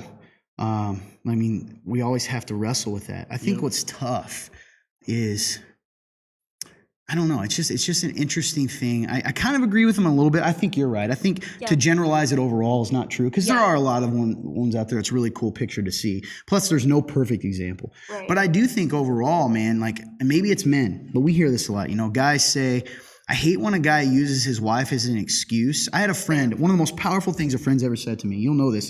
It's my buddy, one of my buddies, the one who actually became super liberal. Yeah. Actually, one of the things he said to me, one of the most powerful things a married friend ever said, he got married pretty early, and we were hanging out. I think we were playing basketball. And I have a lot of guys that will say, I can't play anymore. My wife's making me go home, right? You get used to that. And guys, whatever, you just kind of go, okay, that's what they're supposed to do. Well, we were saying that to him, and I actually was teasing him. I go, I get it, because I thought, he goes, no. He goes, and he wasn't a jerk. He said, you misunderstand me. I don't have to go home. I want to go home. Yeah. And that was a beautiful picture to me, because he didn't use her as an excuse. He admitted, I want to go love my wife. Right. And I think a lot of times, And that can be Big part of difference. the whole culture thing, is men use us as an excuse that's to true. get away with stuff and not have to do things. And they also blame us for being controlling when we ask them to Do anything? like normal things. Yeah, Like, that's fair. hey, show up on time. And they're like, you're being controlling. And I was like, that's not controlling, that's courtesy. Yeah. And again, women, you don't have to, I think what you said, I always say this about the remnant. You don't have to be weak Yeah. to be a Christian woman. And we have a lot of, I believe this about the women at this church, particularly. We have a bunch of lionesses. They are just strong-willed women. And you got to be a king to lead these women. That's true, man. You're not going to just be able to lazy your way into dating the women here. It's awesome. But also, It's a It's but a ride. but I truly believe this, at least at our church, and I think most Christian women are like this way. They're looking for men to step into the roles that they should look into, even if they push back and they're not used to it. Yeah. Their hearts want that, and I think what you said is true. Like if you've had to take care of yourself or take care of business for so long, Yeah. it's hard to all of a sudden go, oh, okay, I can rely on you. Yeah. It's hard to get to that point, especially when, like, you're stepping into, you have a job, you have your own house, you have your own bills, you have all of these things that you already take care of, and then they try to take over those kinds of things, and you're like, but I already know how to do this. Yeah, I definitely feel that in my relationship. Like, she's been on her own a lot, and in the past relationships she has had, like, I don't think she minds me sharing, is that she didn't really have that communication. They weren't very deep relationships. So now when I'm saying, like, hey, communicate with me, she's like, oh, yeah, I guess I should do like, that, yeah. and it's hard for her to let go of just being her on her own, Right. and trying to get her to communicate with me, and not get her to, that sounds I like I'm get it. controlling I her, get what but you mean. lead her in that Yeah. way, and to be able to communicate those things. She raises her hand Yeah. every time. It's hard to be in that scenario where I'm not controlling her, Yeah. but I'm leading her. Yeah. Separating the two is, I think, the line that it's hard to find. And true leadership too. Like I hate how the words get changed because really it's serving, right? It's Yeah. I think it's important to talk about the hurt the church has done and how the hurt has affected the way we view. That's good. I'd be interested to hear you guys. Hold up, let me go down. Hear you guys have a panel on healing and hurt within the church. Ooh, I like this, and discuss how we can change perspective and heal. I hope that makes sense in relation to this. I think that's a perfect. Grayson, I'm so thankful you came on today. I think that's a great topic. In fact, we might make that the topic next time. Nice. I like the Sounds like idea fun. of healing and hurt within the church. I think that's beautiful. Very true. And that goes back to what we always talk about of trying to be culture setters and change the culture or set the culture back on this, right? Because when we do it that way, you minimize a lot of that hurt. So what a great show. Oh yeah. Guys, well, for both of you, we've gone longer than normal lately. It's kind of like the old days. Yeah. We used to Hey, go. yeah. Speaking of old days, I think my streak might be finally over, man. I don't know if I can do this. No, AJ. I don't know if you guys noticed, but I've just been quiet listening because I'm just trying to hang in there. And I think it's finally over, guys. All right, man. We'll see you later. Listen, my streak is finally over. I'm You got sorry. this, man. Hey, I had to do it the other week, so it's all good. Have fun. I was doing so well. You know what I did? I did notice that he was weirdly quiet. After 2 drinks. That's my problem. All right, man. We'll see you later. We drove him to drink, guys. You saw it. See you next week. Do you guys want? I promise you, we're not avoiding doing your guys' stories. It just every week we've been getting good questions. That's okay. I I'm wanna- comfortable with you avoiding my story. I don't want to do that. But I also don't want people to leave while we're doing it. Those of you who are around, I think people are trying letting men take the lead, but when women get ignored and her user are loved, it takes time for us to trust them. Oh, yeah. I feel that. I definitely agree with that too. I think that men in general, I feel like there was a culture shift where men were very, very, very controlling, and they weren't letting them do anything. So the women step up, and now when they do, they're like, okay, well, I should let them lead. It either turns into controlling again or laziness where they just don't lead at all. So they feel like they have to step up, and that's a failure on the men's part to be that rock that they're supposed to be, I think. Yeah, there's also the whole thing of, I think a lot of Christian women, when they get married, they tend to get robbed of an identity that is separate. So they're no longer allowed to have skills or things on their own. Like, it's all like the man is seen as like, oh, you're the head of the relationship, so clearly your wife can't be something too. And it takes a very secure man to have a woman that is also successful. It's good. You know, I completely agree with everything I said. I will say I'm not letting the ladies off the hook here because I think we do that a lot. Yeah. By no agree. means should we be off the hook, ladies. I know you're not saying that, but going to, I think it's both sides, and I think Yeah. it's going to take both genders in the church change it. And you know, men certainly. I don't know. I think let me put it this way: which one is accepted more? If we call out a guy for being a poor leader or being a bully, you know, or whatever, or not, or if we tell women they need to change, like which one makes you feel? Hey, ladies, you need to be more submissive, and you need to lead, and you need to quit being so nagging. Which one feels more comfortable to say? Yeah. And It's true. But And it shouldn't be that yeah, way. and I'm telling her I'm uncomfortable saying it, and so it's good stuff. Good stuff. But that goes back to the scripture, you know, and this is kind of cool what you said. We have to individually we have to pursue our faith, Right. because the call between a husband and wife, the call for the husband is independent on whether the wife is faithful to hers. Yeah. And her call is independent of whether he is faithful to his, right? That's why it's a covenant. Right. So it's a pretty crazy thing. And I think that God has a plan for your life, and he's going to put somebody in your life that's going to align with those goals, right? So like if That's the my hope. goal in life is to like, I want to be a counselor for kids, like I'm going to find a man who not only supports that goal, but would also have something to do with that goal eventually, right? Yeah, that's true. Which comes back to not settling, too. Yeah. Because you know there are women out there that love Jesus, and a lot of them that are really pursuing their faith, and there's a lot of men that are too. Yeah. So good discussion. So my thoughts are, unless if all 26 people are going to stick around for half an hour more, if you guys are okay, we'll have it. If not, I was thinking we could have them on a pre-recorded and share their stuff. Since we somehow we cannot get time. We've had such good shows. I know. And that's partially due to our awesome viewers. That's right? so true. Yes. And your father said, spot on, Gab. I That think would be that my was mother, my but- mother. Oh, your mother, sorry. Yeah. Or it could be the conglomeration. Oh, because they have one. Okay, Yeah. That makes is sense. that is mom, dad.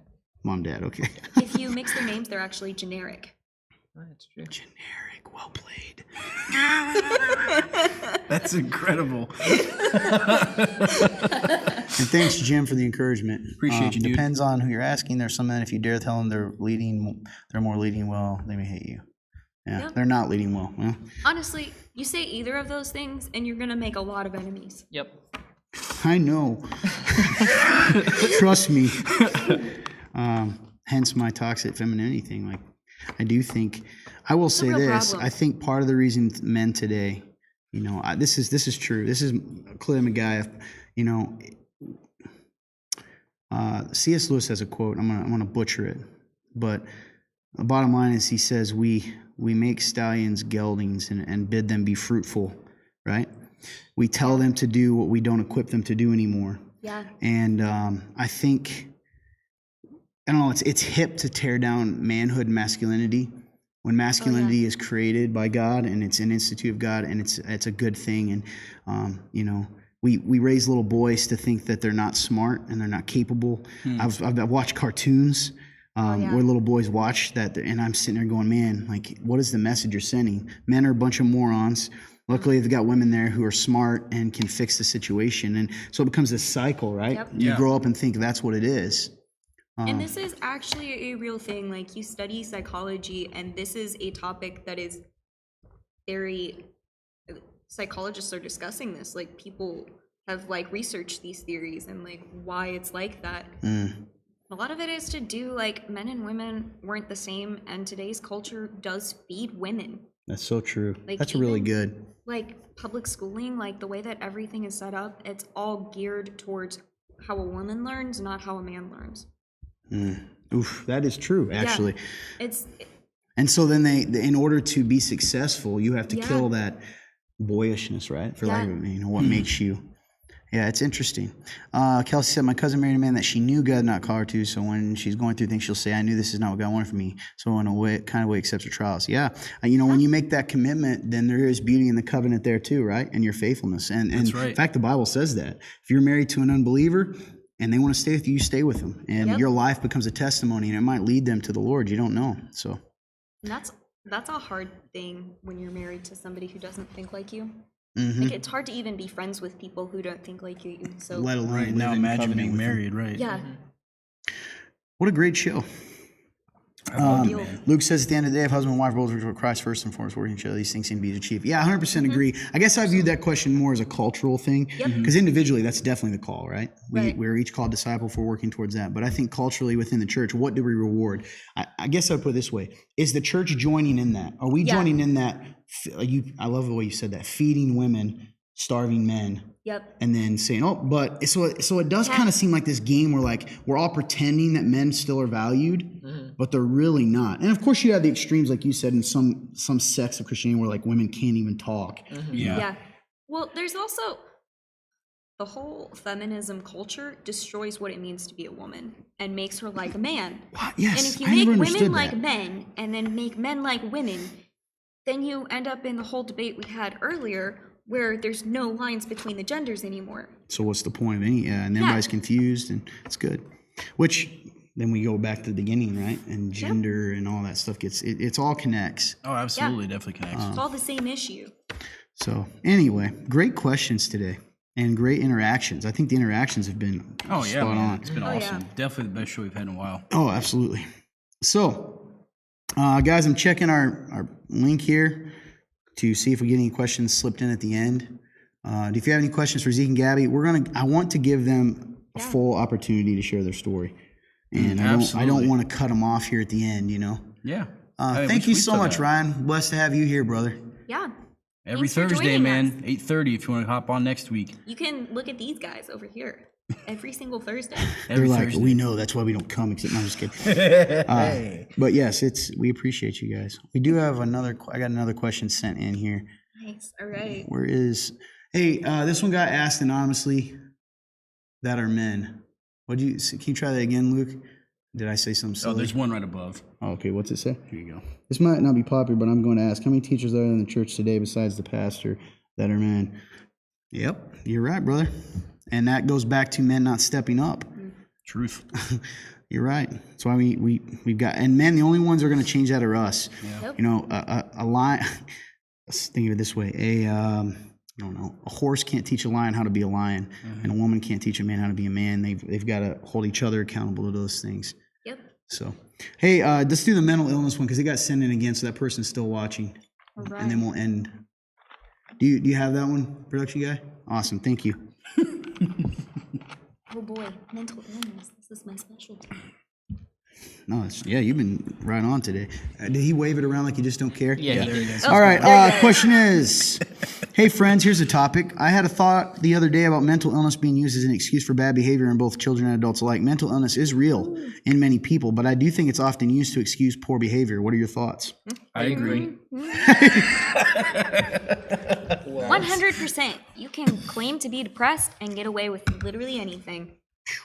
Hey, see you, Josh. Thanks Hey, for good coming night, on, Josh. brother. Thanks, brother. This is a serious issue in our culture because we glorify mental illnesses. Absolutely. And people who have mental illnesses can get away with anything. So why wouldn't I say I have a mental illness and not have to work or not have to socialize or, it's an excuse to get away with anything I want. So yes, mental illness is real, but the people who have mental illnesses are not generally the ones coming and telling everyone about them. That's that's true. That's a So good point. is it an attention thing? Is it an I don't want to do this thing? Or is it an actual illness? And even if you have a mental illness, that's not an excuse to never do Thank you, anything Richard. with your life. It's not an excuse to not try to get better. That's again like you just submitting and letting your old self hold you back from becoming somebody else or somebody better. Any thoughts? That's good. Gabby, I agree with everything that you just said. Absolutely, I definitely agree. I don't know. I definitely think, the person who asked this question, like I said, they acknowledge the fact that it's real. Yeah. Which is true. Absolutely, that's 100%. true. It's a We've real talked thing. about that before. There's definitely can be chemical imbalances in your brain, Yeah. like that can cause things. Absolutely. Yeah. But I definitely think it is used a lot as an excuse these days to get away with poor behavior, with doing whatever you want to do. You can blame mental illness for anything these days. Yeah. And that makes it, that's just a dangerous place to be, and I don't know, man. It goes to show that, a world that doesn't have, how should I put this? A world that doesn't have shame in a way Yeah. what can they get away with? And so, Do you think it's an identity nowadays? It can be, definitely. Like it's a glorified identity, right? I have This, or this. Yes. Yeah. I definitely agree. That's kind of what I was going to say. That's a good word for it, is identity. I feel like people are saying, well, I have this, so I can be this. So I can do whatever I want. Don't So give I me can attention. be right. Yeah. Right. If I want attention, I want to not do these things. I want to all these things. And there are very successful people who do have mental illnesses who decide that's not going to be my identity. I'm bigger than that. Yeah. And so I think that, yes, it's hard, but I think that there is a complacency in some people that they choose, that they say, okay, well, I have this mental illness, so maybe in their heads they're not even using it as an excuse, but they're saying, well, I'm this, so I can't do any of these things, when that's not true. You Yeah. could, So it's self-limiting too. yeah, you're limiting yourself. putting a ceiling on yourself, absolutely. When in reality, like, you don't have to do that. You're bigger than that. Like, you could, but you've chosen to live in a false identity when you have a true identity in God, and it's God doesn't care about mental illness. Like, he can use you however he wants to use you, and you have to let him do that no matter where you're at. Also, I think our culture is really dangerous in that they start labeling children at a young age with mental illnesses and then letting them get away with things because they have Because of that. it, yeah. And so if you tell a young child that they have ADHD or other disorders where they Victim are mentality. hyperactive type of disorders, then they're going to get away with everything, and they're always going to be loud and disruptive, partially because we let them be loud and disruptive.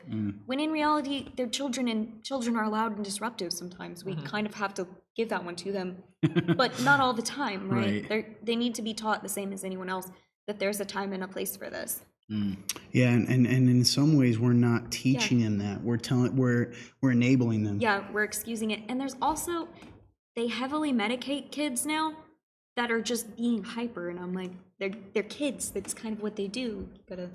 Graceland, I was just about to say that. That's Nice, so good. yeah. So I had a kid, interesting story, and I can say this because someone close to me. I was sitting and talking to a kid, and he said, he goes, yeah, I'm pretty sure, I can't wait to go see this doctor next week because I'm pretty sure I have BPH. And I said, what's BPH or BPD? And he goes, borderline personality disorder. Now, I happen to have read this before because I was just curious.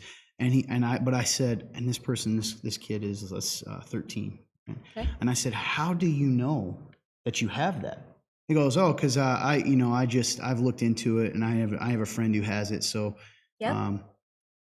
I have it. And it's like, That's and he is accepting that identity, which he says that explains, and he even said, and it was so deep, and he was saying that explains why I do this and this, and why I can't focus, and he kept talking about, and this person really did get some help recently, and he said, I'm learning what my triggers are. And this is interesting about psychology, okay? So he was in this place, and I said, oh, that's awesome, because it is good. And I said, did they teach you how to overcome them? And he goes, what do you mean? I said, well, the goal, and I said this, I go, isn't the goal for when you grow up that when these triggers happen, they don't control your life? Yeah. So have they taught you? And he goes, oh, like coping mechanism? I go, yeah.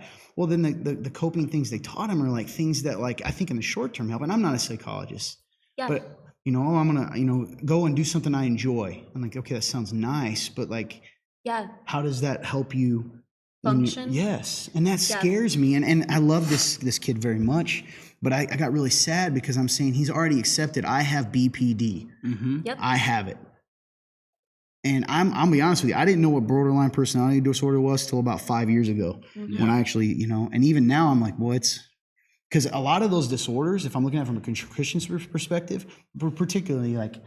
It's like, okay, really, when you think of it, you're just labeling sinful like attitude and behavior, right? Does that make sense? Now, some things are we know, right? Yeah. I'm not talking about like depression, for instance. There's chemical imbalances sometimes, but like some of these things, it's like it's just interesting. Yeah. It is.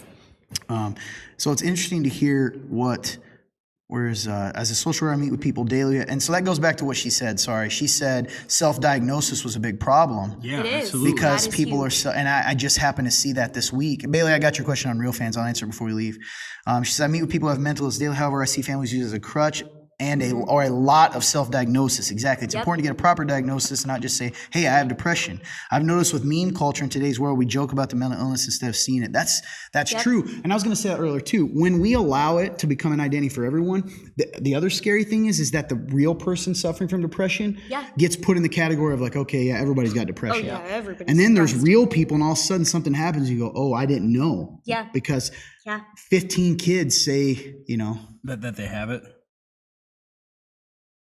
That's exactly what we're talking about, Luke. I think that's the danger in the culture, right? Is when we call any type of like, for instance, if we label sinful behavior we take away any idea of ownership, and I have choices to make, right? And instead we say, no, you're justified in doing that. The same kid who I love said, yeah, I found out I'm really impulsive, which might be a real thing, So I need stuff to, well, yeah, that's good. It's good to notice that, You but should try learn to control it. that. Yeah.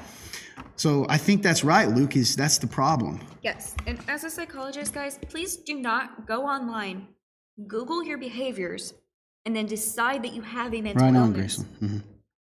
That is the same as, you going online, Googling your symptoms and being like, oh, clearly I have cancer, so I'm going to live like I'm going to die tomorrow. That doesn't make any sense. You should see an actual psychologist or somebody who can help you with these issues legitimately, not go online and try to diagnose yourself. A self-diagnosis does not do you a whole lot of good. Yeah. Yeah. And Caitlin, that's beautiful. Right on. I love the way you ended that. All people are capable of anything we can put our minds to. That's awesome. Exactly. Luke says we'd be careful. We were talking about that. Yep. And then Bailey says, I have ADHD, ADD, and minor dyslexia. And honestly, I don't feel like I live a perfect life where things are handed to me and I get away with things because I don't bring attention to it. I feel like it's just normal life. You don't need handicaps to think if you can still walk on your own. But I do believe sometimes the thing can be helped, but you need absolutely. And we're not taking 100%. away, like, hear us. People still need Yes. help. And medications. Medications are real too, and they bring. In fact, you can have no mental Oh, disorders thank you, Kelsey. and still need help Appreciate from you. people who do counseling. Yes. Things like this. Absolutely. And that's okay. Yeah, and we don't, and we do want to be careful to say, the people that are out there don't think that, and that's the scary thing, and you said it. The people who are truly struggling are usually the ones that are going, oh, I shouldn't be struggling. And so it's like this culture makes them, it hurts them because then they feel like, well, everybody's this way. I should just be able to deal with it, right? Because every one of my friends say they're depressed. Yeah. Versus like, I'm just sad, right? There is a difference. Man, what a good discussion. Kelsey says, my favorite night of the week, thankful topics. Thank you. Bailey, Real Fans is not necessarily a segment, although it's actually going to turn into one kind of. We'll put an announcement out that I don't want to announce it too quickly, but what we wanted to do was we wanted to have a way where we could invite you guys, certain group who are really invested in Real Talk, to be an active part of this ministry. That's the way I'm going to put it. You get to literally partner, and it's not what you, like, it's going to be bigger than you think. That's all I can say. I'm pretty excited about it. And being a part of the direction of the show, being a part of ideas, we're pretty excited about it. So whether you're living in Louisiana or Texas or Australia, which we've had people from, you can choose to be a part of that and help us with this ministry. Amen. Pretty cool, isn't it? Oh, dude, so exciting. Excuse me.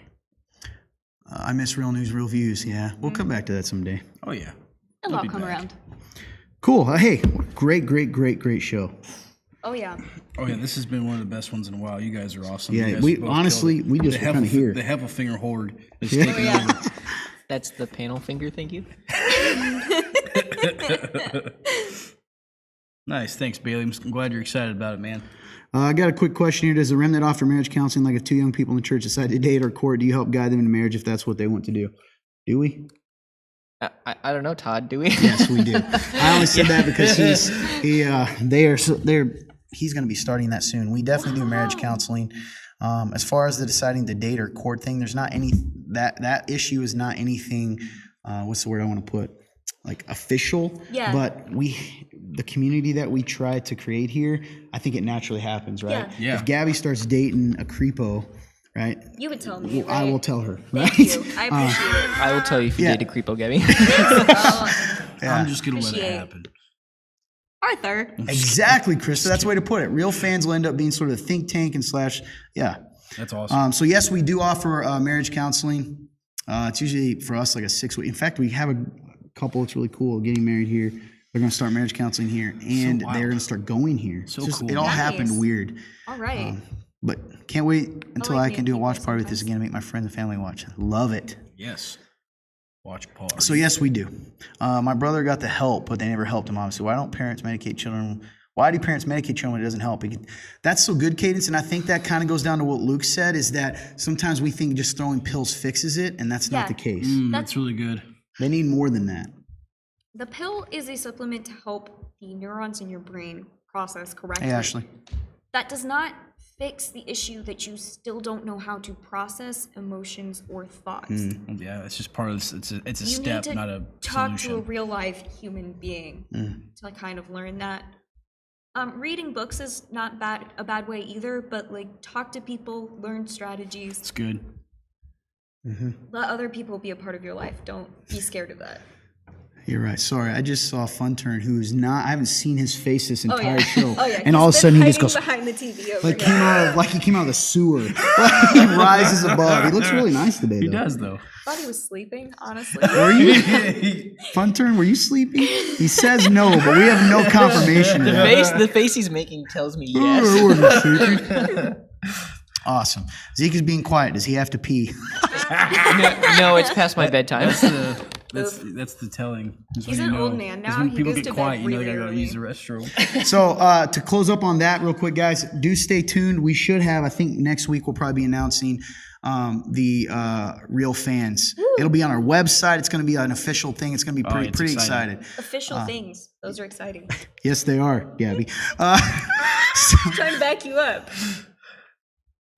Yeah, Cadence, take the stuff that doctors tell you, especially Yeah. when it's your parents guiding you, but you know that there are a lot of people that support you and love you and are going to walk it out with you on top of that medication. So you trust the doctors and your parents, and then you know that you've got a lot of people in your life that love you and are going to talk to you anytime you need it. So, all right, cool. Well, hey, do you have anything you want to say to close up shop, Zeke? I don't think so. Alrighty. I'm Zeke sorry. is literally I'm sorry. asleep. The old man needs Jane. a nap. Thank you all for joining us. This has been a wonderful discussion. Come back again sometime and see us.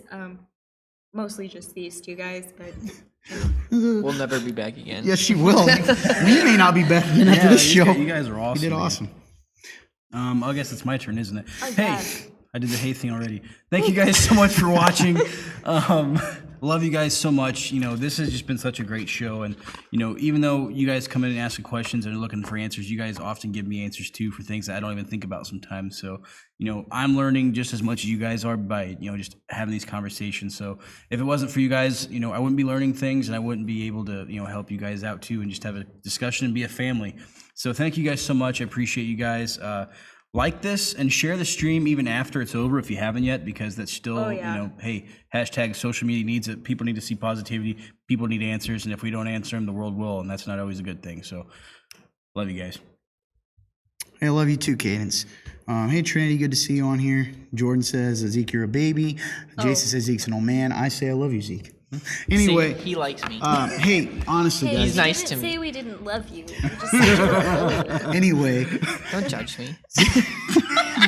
brother and sister fight. Hey, Zeke, great job, man. Appreciate you so much. Really proud of Zeke in a lot of ways. I don't tell him enough because I don't get to talk to him, but so proud of him. Preached this year. He's getting married this year. Just a guy living it out and walking it out, and has actually walked his faith out because has wrestled through things. And I think that's awesome. So I'm proud of you, man, for real. And I think it shows on the show. So thank you. Gabby, I love you, appreciate you. I see her every Saturday when we play a game. So very wise, awesome, appreciate you. Fun, just a crazy mixture of fun, pretty, and smart. So we're very thankful. AJ, love you, man, as usual. Nice. All the rest of you guys, thank you so much. Fun turn. I love you, buddy, even though you may have been asleep. And he says, and then production guy way off in the distance. He's literally 100 feet away. I don't know. He's way back there. Thank you Every so once in a much while you see him for way all back your there. hard work. We are going to bring them on. I think the only way to do it, you guys will probably, we're going to have to do a pre-recorded where we'll do a get to know, maybe a special. I like it. Get to know, because I do want to give you guys a chance to hear their testimonies. And then, hey, let us know if you liked the setup for Thursday. I think clearly it led to more views coming back to this. So we want to differentiate between this show and then our web podcast. Yeah. business stuff aside, Nice. guys, you know by now, if you not, please like our page. If you joined us, say for the first time, go like the Remnant Church's page. Yeah, you'll get updated with all this stuff. We're on every podcast player possible, both the church and Real Talk. We're on YouTube, Rumble. Would you do us a favor and give us a like, share, and a review? Sorry to ask, but please help us. The more likes we get, the more people we reach. I think that's about it. Anything else I'm thinking of? Don't forget, those links are available anytime if you want to ask questions all week long. She's right. Completely anonymous. Couldn't find you if you tried. 24/7. Even if it's your 2 a.m. thoughts, you can go ahead and put them in there. We will answer them non-judgmentally. When you Probably. say we, it's Todd It's and them. AJ. Hey, you guys did today. You guys did today. Derek, Jenny, Generic says, love those Heffelfingers. I love them too. Oh, hey, So, we love you back. yep. And if you guys would consider, and I mean this, please, I always hesitate, but like we want to. If you would consider donating to us, we really to the show directly. Yep. Even $1. If you don't trust us, trust them. We're not rich people. We're not using your money to drive Lamborghinis. It goes directly into the show. This show is made possible through the Remnant Church, which we are not a mega church. We're growing, but it puts a lot into this. So if you consider even $5, you can give anytime right now at www.theremnant.life/give. You can do it from your phone and go down to the drop-down box to Real Talk, and you can be assured that it goes directly into this show so that we can keep coming back every week and really letting you hear from awesome people and right. interaction. Thank you for all those that took part today. Drop some wisdom bombs, ask questions. We're transparent. Just a great, great show. Oh, yeah. And I love you too, Caitlin, and just so thankful for this opportunity, man. We are, I'm telling you, we talk about, we're so blessed. It's true. To be so here with you humbled to guys. be here. So, hey, hope you guys have a great day, a great weekend. And hey, if you're in the area and you don't have a church home, come check us out. You can see all these people live. Live in the flesh. Every Sunday, our church is on Sunday evenings. We have what's called community time at 5 to 6 p.m. where we all eat and hang out, and then services from 6 to 7:15ish. Come hang out. It's fun. She just said as soon as he I wants know. to donate. we will I let know. people. That's okay. Everybody, anyone that knows us for real knows who we are. Yeah, it's true. Yeah. Love you guys. Appreciate you. Have a great day, and God bless you.